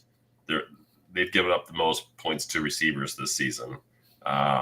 So I'm still not. I don't think Stephon. It's just Stephon Gilmore. I know he's not in the slot anyway, but I think Gilmore is still questionable as whether he's playing or not. Right, and he did not play this past week. Yes. So, I mean, what reason I mentioned that is because now we're allocating resources that would maybe we would have somebody in the slot regularly. Now they're probably on the outs, that kind of thing. So I think we're looking at a number 4 corner trying to guard somebody who is getting 10 target. I know he's topped. He's had at least 10 catches in 3 games this year, including last week. And I know he didn't do much, but a quarter of that game, at least a quarter of that game was with Geno Smith out. So he has had, Doug, so far this season, 5 games of double-digit targets. And in fact, he's doing a lot with those targets. 12 targets, 83 yards this past week. And you say, oh, bulky, it's 10 catches, 83 yards. Who cares? Well, 83 yards in week 15. The week before that, 82. The week before that, 74. The week before that, 77. The week before that, 110. The week before that, 180. The week before that, 69. This is a massive, massive high floor guy with the high ceiling, as he has gotten into the end zone 5 times already this year. He gets the Vikings this week in a game that it should be a positive game script for him. It looks like Geno Smith is going to play. A lot of people will take, the A.J. Browns of the world, the C.D. Lambs of the world, Justin Jefferson, Mike Evans, Nico Collins. We are rolling with Jackson Smith and Jigba. Feel free to dupe this lineup because it could be a big one as you play in the FFPC Weekly Challenge. Once again, Doug Orth, FFPC Weekly Challenge, Week 16 lineup. Josh Allen at quarterback. The running backs will be Jahmyr Gibbs, James Conner, Bijan Robinson, Saquon Barkley, and Josh Jacobs. Receivers, Jamar Chase, Puka Nacua, Jackson Smith and Jigba, George Kittle at tight end. Enter now at myffpc.com. That's myffpc.com. Enter for as little as $35. Win up to $2,500. No drafts, no salary caps. Just formulate your lineups right now and enter the FFPC Weekly Challenge for Week 16. Let's do a quick break. When we come back, we have questions from Ari Rosenberg on YouTube. We'll get into Collins Productions question on YouTube and plenty more starts or sits.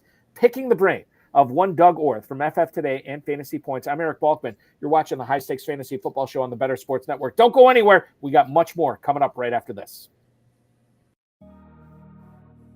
The Bears have to be one of the most inept franchises of any sport I've ever seen in my entire life. And they share the city with the White Sox, who are also inept. Like, that is how bad the Bears are. I just don't understand how you can go your entire existence and the quarterback that wins you a Super Bowl is Jim McMahon. You couldn't find anybody else. They don't have a good history with quarterbacks, and they let him be the quarterback for a long time, too. Deshaun Watson and Patrick Mahomes right there. Mm-hmm. And you drafted Mitch Trubisky. They were right there. I there's a lot of pain in being a Falcons fan. The Bears are one of the teams I could argue they might have it worse, and they have a Super Bowl. And when the best quarterback in the past 50 years is Jay Cutler, you have a problem. That's so funny that you just said that. We were talking about Jay Cutler the other day, me and my friend, and I was like, yeah, he was on, because we were watching the Colorado Rockies game against the Giants, and it looked like he was behind the thing. I was, yeah, well, he played for Denver most of his career. We looked it up. Chicago let him be their starting quarterback way too long. Here's the thing, too, is that Jay Cutler wasn't bad. Like, he was erratic. He wasn't terrible, though. The poor man's Brett Favre. I'm taking him over Justin Fields. I'm sorry. I would. But Jay Cutler led that team to an NFC title game. Yeah. That they lost to Green Bay. But he's gotten farther than anybody else. You want to know who the other starting quarterback was for the Bears in the other Super Bowl appearance they made? It was Rex Grossman. What are we doing out here? It was Rex Grossman, and Kyle Orton was the backup. How are you that bad? Bro, oh my God. Listen to the top 5. According to Football Reference, the top 5 greatest Bears quarterbacks of all time. Jay Cutler, number 1. I can't believe it. Sid Luckman, who last played in 1950, is number 2. Jim Harbaugh is number 3. Jim McMahon, the Super Bowl winner, is number 4, and he played there for 6 years. And Mitch Trubisky, is number 5 on the list as terms of passing yards go. Final segment of the High Stakes Fantasy Football Show on the Better Sports Network begins now, 26 minutes until the top of the hour. I said I had some breaking news on that Thursday night game. 5:33 to go in the first. Chargers have the ball back after a Denver Broncos touchdown. It was Audric Estime rumbling in from 6 yards out to get the rushing touchdown. I beg your pardon, from 3 yards out. So the Broncos are on top 7-0 after the extra point from Will Lutz. 7-0. Chargers driving now. And by the way, I can't remember, and you can call me out on YouTube if you were watching. The guy who said Blake Watson, thank me later. Blake Watson, a carry for 7 yards and a catch for 13 yards so far tonight. So 1 catch, 20 total yards. That's good enough for 3 points in the FFPC. We'll see what tonight, where tonight takes you with Blake Watson, as we are still just over the halfway point in the first quarter tonight.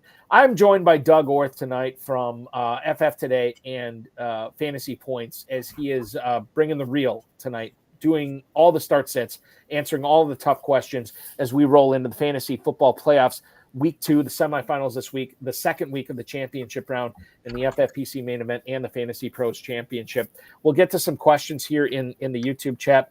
We'll go to McClan 2215 first in YouTube. He gives us a lot of questions, or a lot of players here. He needs 2 running backs, 2 receivers, and a flex between Joe Mixon, Alvin Kamara, Breece Hall, Jerome Ford, Tyjae Spears, Kendra Miller, Nico Collins, Jalen McMillan, Zay Flowers, Romeo Doubs, and Jaden Reed. Okay, so let's do the 2 running backs. I'm just going to give you my thoughts right away, Doug. You feel free to disagree. Kamara is right out. I'm probably playing Mixon and Breece Hall here as my 2 running backs. I'm sitting Ford. I'm sitting Tyjae Spears. I'm sitting Kendra Miller. I'm going with Mixon. I'm going with Hall. The 2 receivers, I like Nico Collins and Zay Flowers here best. And then the flex gets a little bit weird. I think Ford is in the conversation. Tyjae Spears is in the conversation. You can roll in Jalen McMillan in the conversation. I think I'm going to go Jaden Reed as my flex, but I can be persuaded here. I'm going to go Mixon, Hall, Jaden Reed, Nico Collins, and Zay Flowers. I was saying, can you keep that up for me, because I'm not seeing it. Go ahead, Matt. Put it back up for McClan 2215 on YouTube as far as what he's going to, or what he should go with. Again, I'm going with Mixon, Breece Hall. I'm going with Nico Collins, Zay Flowers, and I'm going with Jaden Reed here. Yeah, Mixon definitely, Nico definitely. I don't think Flowers for me is not an obvious start. Okay. However, he becomes an obvious starter if Rashad Bateman misses, which is looking likely. So let's assume Bateman's out. So let's make those the first 3. So Mixon, Nico, Flowers. After that, I think we talked about earlier. I think I feel good enough about Kendra Miller. I'm taking him over Breece. I can't believe I'm saying that. Pollard's still going to play, or at least I believe Pollard's going to play. If he doesn't play, Tyjae Spears becomes an obvious start for me, at least among this lineup of players. And then I think if I've got my, 1 flex, so I should only need 1 other receiver. Right. Is that right? I have Nico, I have Flowers, Mixon, and Kendra. Yep. So I can go. You could go Hall if you wanted, or you could go one of the Packers guys, or McMillan.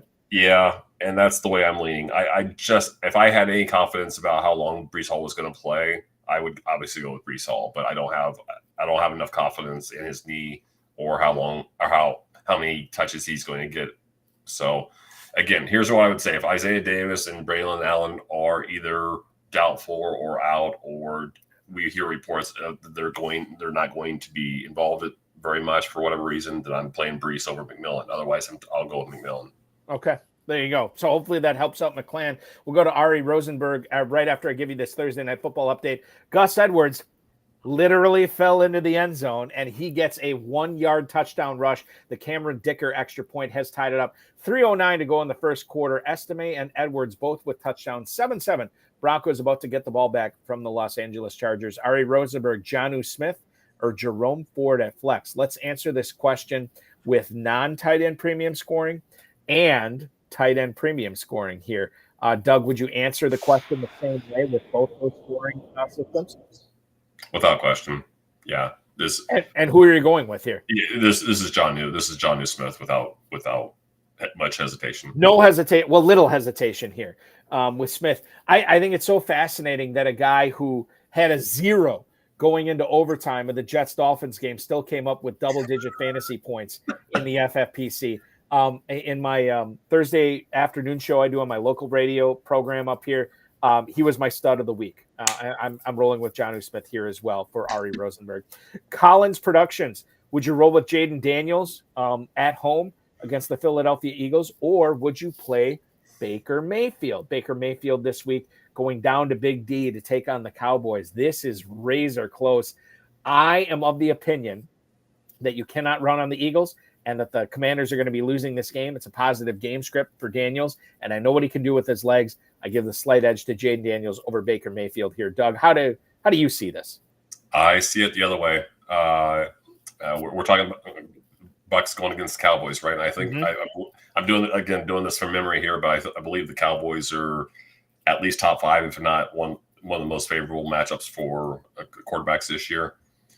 And I know they've been playing slightly better lately, but man, I can't believe I'm saying this, because one of the reasons I faded some Bucks players this year was because I didn't think Liam Cohen was going to be in the same class as Dave Canales. You weren't alone. You were not alone, my friend. I was right there with you. So now the Chargers, I don't want to, I don't think I fall victim to recency bias or anything like that, but I know the Chargers matchup last week isn't what it used to be, even a couple months ago, but 4 touchdowns against the Chargers is impressive regardless. And like you said, you don't run on the Eagles. You don't really pass very well against the Eagles either. It's just a good defense. Does Daniels' rushing floor gives me a little bit of pause, but Mayfield's playing too well in my estimation. I don't think the Cowboys have enough to make me think that Mayfield's going to go for anything less than 260-2, and I think that's probably the floor. I will ask you this from Brandon Gregory on YouTube. He needs one of these guys, Jerry Jeudy, Devonta Smith, or Khalil Shakir. Again, this is full PPR that we're talking here when it comes down to these guys. So Khalil Shakir at home against the New England Patriots, Devonta Smith at our nation's capital taking on the Commanders, and then Jerry Jeudy, who is at Cincinnati, but he's got DTR, Dorian Thompson-Robinson, throwing to him this week. I don't have a good handle on this. I think Smith is the best talent. I've soured on Jeudy. Smith probably has the biggest upside here as well, so I roll with Smith. This one, it would be a floor versus ceiling question for me. If in my lineup, if I need the floor, I'm going Shakir. If I need the ceiling, I'm going with Smith. Okay, there you go. So Brandon, look at your matchup this week and know what you need to deal with there for sure. Stephen Pereira on YouTube, Malik Neighbors, Devontae Adams, Jonathan Taylor. This is half PPR. He's got to bench one of those guys. So we'll handle that before we get, yes, we're going to get into a kicker question with him as well. But between those Neighbors, Devontae Adams, and Jonathan Taylor, half PPR, which one are you benching out of those 3 this week? Half PPR, I normally always have to start the running back, but I think you can make the case that Adams and Neighbors need to be going here. I think I could too, because, I mean, what are we talking about in terms of Taylor having what help from the half PPR is Taylor getting from his offense? So right. It's his rushing against the other guys receiving, essentially. Consider the matchup too. I mean, the Titans for most of the season, they've been kind of a brick wall, but you can throw on them, and that bodes well for Richardson, Pittman, Josh Downs, and the like. And it makes sense. You got big boy, 360-pound Devondre Sweat in there, and you got Jeffrey Simmons. It's not a surprise why Tennessee's tough to run on. Right. Yeah, I'm not crazy about Neighbors' upside just given the quarterback situation, but yeah, I agree with you. Neighbors and Devontae. Yeah, Neighbors and Devontae for me here as well from Stephen Pereira. Let's go to some other running backs here, and we can fly. I don't want to say we can fly through these, but some of these are going to answer themselves fairly quickly given how much we talked about them tonight. However, this first one gives me a little bit of pause. Jerome Ford or Breece Hall. 2 guys I think we've spent the better part of 2 hours on, Doug, for lack of a better a word, crapping on, that we don't necessarily like either one of these guys. But if you had to pick one of them in Week 16, who would you go with? Would it be the aforementioned Breece Hall or would it be Jerome Ford this week? This is a tough one for me. I can't speak to how bad I think the Cleveland offense is now. So to me, it's Breece Hall. And you wanted to run through these fairly quickly. I'm going Breece Hall. The thing is too, when you consider DTR at the quarterback position, that can provide the brick wall for fantasy goodness that the Bengals defense never could. And when you think about how I don't want to say on fire, but when you let's say dialed in, how dialed in the Jets offense has been these past couple weeks, and you can get the number one running back on that team in the lineup over Ford. Yeah, I think it's Breece Hall here. Brian Robinson talked about him. We wished he'd be more involved in the passing offense. He isn't, so we deal with that as fantasy owners. Would you play him this week against the Eagles, who have been tough to run against, or Rachaad White, who is going down to Dallas to take on the Cowboys? I fear for my safety because I don't want to be known as a Rachaad White apologist because that's not what I am. But just like you said, you don't run on the Eagles. I know Robinson has one of I believe it's 5 touchdowns the Eagles have allowed to running backs this year, rushing touchdowns they've allowed to running backs this year. But I'm not counting on that to happen again. I've seen the Eagles defense play enough this year. That's just especially since in the second half of the year, has just been a rock solid unit, which you expect from a Vic Fangio defense. So, right. Yeah, give me Rachaad White. You give me the upside that comes with his contributions in the passing game. Brandon Gregory also brings us up in regards to the Cleveland Browns offense. Cedric Tillman was limited in practice today, and this is a guy that was coming off the concussion. So, maybe he has some more hurdles to jump through in order to get active for Sunday's game against the Bengals. And David Njoku hurt his hamstring in week 14, still has not practiced since then. He did not practice yesterday. He did not practice today. Does that make you warm up to Jerry Jeudy at all, knowing that Dorian Thompson-Robinson has to throw to somebody, and you would think it'd probably be Jerry Jeudy, or are you still just all out on this offense? I think I was looking some up last night with him, seeing just what I could expect from a ceiling from DTR, and I think I want to say he's had 3 career starts, and his high water mark in passing yardage is 162, something like that. Yeah, that's not good. So, and again, this is somebody that I liked as a developmental guy coming out of UCLA. This is somebody I thought would be like a low-end starter in the NFL in year 3, year 4. And it may not, Cleveland just may not be a spot, but he's not. I'll put it this way: if you get a ceiling game from him and then a ceiling game from Jerry Jeudy, congratulations, because it wasn't in the card. It didn't look like it was in the cards. What about and we haven't talked about this guy a whole lot, maybe deservedly so, Travis Etienne, who is really fallen off the cliff here the second half of the season. Would you play Travis Etienne against the Raiders this week, or would you lean towards Najee Harris on Saturday in Baltimore against the Ravens? Not the greatest matchup, but maybe not the worst matchup either for Harris. Yeah. 2 weeks ago, we were talking about how Tank Bigsby took over the backfield last week. Now it's Travis Etienne's backfield again. If you have a spy inside of the Jaguars front office and/or coaching meetings, go ahead, roll with Etienne. Otherwise, I'll take the upside of Najee Harris. Even with Jaylen Warren here too, I'm with you. Like, unless Travis Etienne is catching passes, where is the upside there? Where is the way that he wins? Where is the way that he leads you into a fantasy championship game? I don't necessarily see it. This is a guy that has not topped 70 rushing yards all season, has not hit 70 rushing yards.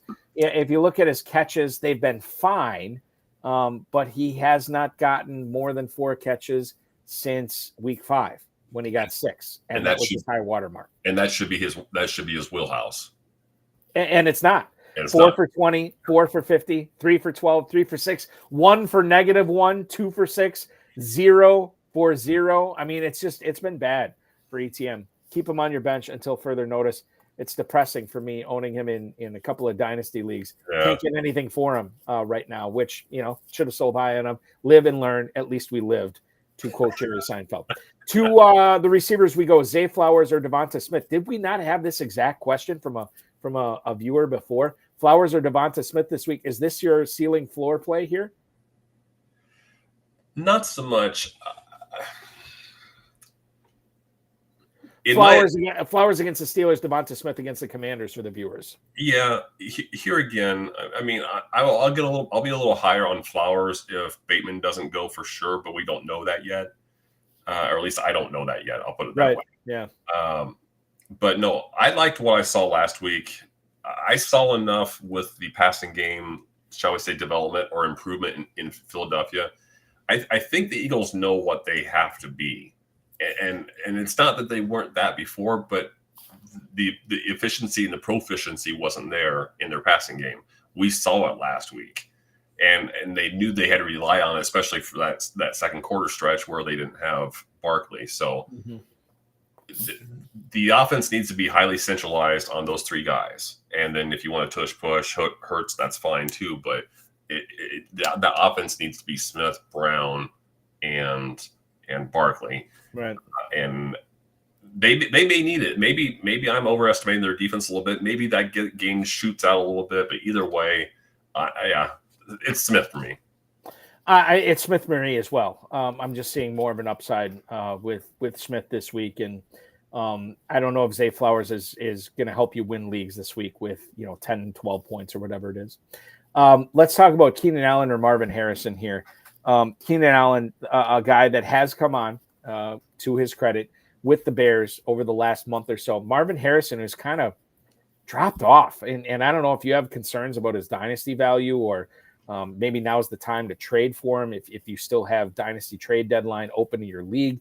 But when you talk about which one are you playing this week between Keenan Allen, who, granted, is going up against the Lions, and it should be a lot of passing for him at home at Soldier Field from Caleb Williams, or we can consider Marvin Harrison, who, yeah, he's on the road, but it's the Panthers. And how much throwing is Kyler Murray going to have to do? Maybe a lot, maybe not a lot. I don't know. And that's why I'm asking you, if you had to pick one of these guys, who would it be, Allen or Harrison? Well, let me touch on the first thing that you said first. Okay, so Harrison doesn't have a talent problem. Harrison has a Drew Petzing problem. And that's not. I don't want to jump on him and say I don't get on this horse and say that coaches need to be fired or whatever.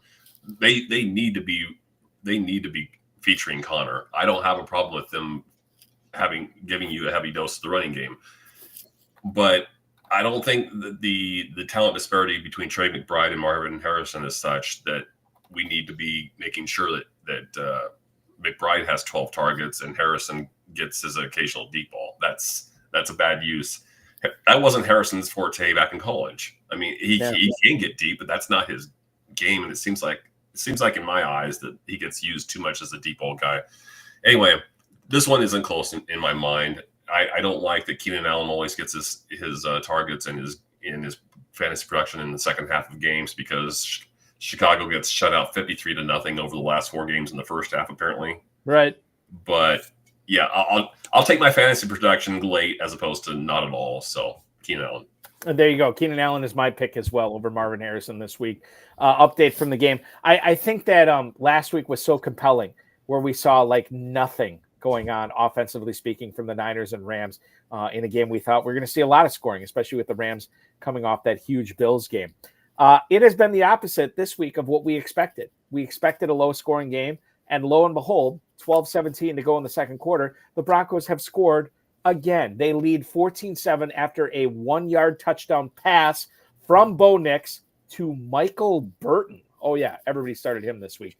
The Broncos are now up 14-7.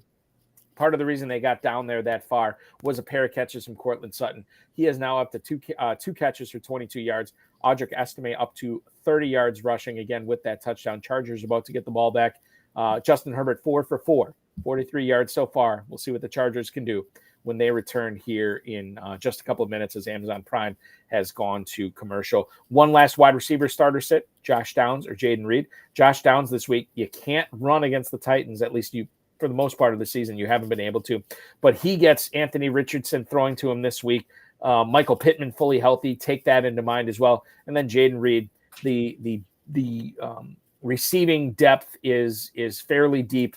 All almost an oceanic depth with the Packers right now with Christian Watson, Dontavian Wicks, Jaden Reed, Romeo Dobbs. Would you still play Reed over Downs, or are you going to go vice versa here? My pick's going to be Downs, and I don't say that with much confidence, having been somebody that has Downs in as many leagues as any. He's easily one of my most heavily owned guys. I think the case can be made here. There's 2 legitimate targets for the Colts, and there's 6 or 7 with the Packers. Mm-hmm. And you can say, okay, well, Richardson doesn't complete any passes. Well, right now, Jordan Love isn't throwing many passes. So if you have a great feeling about Jaden Reed getting in the end zone, play him. Otherwise, I think that the potential volume is there for Josh Downs. So Josh Downs would be a pick. Yeah, it's Downs for me. I can't. I do 3 shows a week, and I feel like I say it on every single show. I never know what to think with the Packers receivers. Throw Tucker Kraft in there, throw Josh Jacobs into there. That's a few more peppers into the gumbo. And now you have Luke Musgrave potentially coming back this week to gum things up even more. So yeah, I'm staying away from Reed. Josh Downs is the guy in Indy. Give me him. Let's go to tight ends. Doug Orth in the Battle of Daltons this week. Which one would you start? Would you play Dalton Kincaid from the Bills going up against the Patriots, or is the smarter play Dalton Schultz for the Texans, who is taking on the Chiefs on Saturday at Arrowhead? I'd love to give you some kind of detailed breakdown. I know we're running reasonably low on time. Yeah, we are. But look, Schultz. Last I knew, Schultz had 1 double-digit PPR game all year. And I don't know what I think about that. I know why the question has to be asked, because it's the Chiefs, and the Chiefs give up production. But no thanks. I'll go with Kincaid. Kincaid is my pick as well. Pat Freiermuth or Tucker Kraft. Again, we go into the Packers' decision. Is this going to be a Tucker Kraft week? Is it not? Is it even going to be a high-volume Jordan Love week? I don't know. Pat Freiermuth this week is your other choice at Baltimore. Freiermuth has been reasonably productive, probably a low-end tight end one when George Pickens has been out. Give me Freiermuth. For the deep leaguers out there, Chiggy Okonkwo at Indianapolis or Cole Kmet. I feel like I bring him up about every other week on this show. But high point total against the Lions this week, Okonkwo or Kmet. This feels like recency bias, but again, given that Kmet hasn't done squat for what? It feels like 2 months. Okonkwo has actually given us something recently. And actually, the volume of the last 2 games hasn't been bad. So I can't believe I'm saying that about Okonkwo. Okonkwo is a choice that I would probably agree with, but I don't feel great about, as I think you are the same. Yes. Let's fly through these quarterbacks here. Jared Goff or Jordan Love. The Lions offense, especially without Montgomery this week, going to count on that arm of Jared Goff more than ever. I lean towards Goff over Love this week. Same, mostly because that defense, the Detroit defense, has been wiped out by injuries. So I think it's going to be shootout games for the most part the rest of the season. I'm looking back on our YouTube comments, and I'm just maybe I missed this. Maybe it was a different show. I thought we had a Tua Tagovailoa question on here. Maybe we didn't, but I'll bring this up right now. Anthony Richardson or Tua Tagovailoa this week. Who are you starting? Well, I know I'm going against Tua in a league, so I am going to naturally lean toward Richardson. There you go. No. Tua's the choice I would make here. Yeah, Tagovailoa has better weapons at his disposal, and that game could be a potential shootout. We'll see what happens. Even without Waddle potentially. Exactly. Yes. Yeah. With Jonnu Smith, man, it's all you need for Tagovailoa. Right. And then the last one I'll get to here: Matthew Stafford or Caleb Williams. If you're looking at one of these guys, maybe this is more of a super flex question than anything else. Hopefully you're not starting either one of these guys in a start one quarterback league. Stafford goes to Jet Life Stadium to take on the fighting Aaron Rodgers. And then you have Caleb Williams at home against the Lions. As I mentioned here a few minutes ago, I believe that the Bears have been outscored. I think I heard this right, 53-0 in the first half. That sounds right. Yeah. It sounds wrong, but I think it's right. So if you want to bet and I don't have a reason to believe that's going to change, even though Detroit is so banged up on defense. So I'd rather have 2 halves of Stafford than 1 half of Caleb Williams.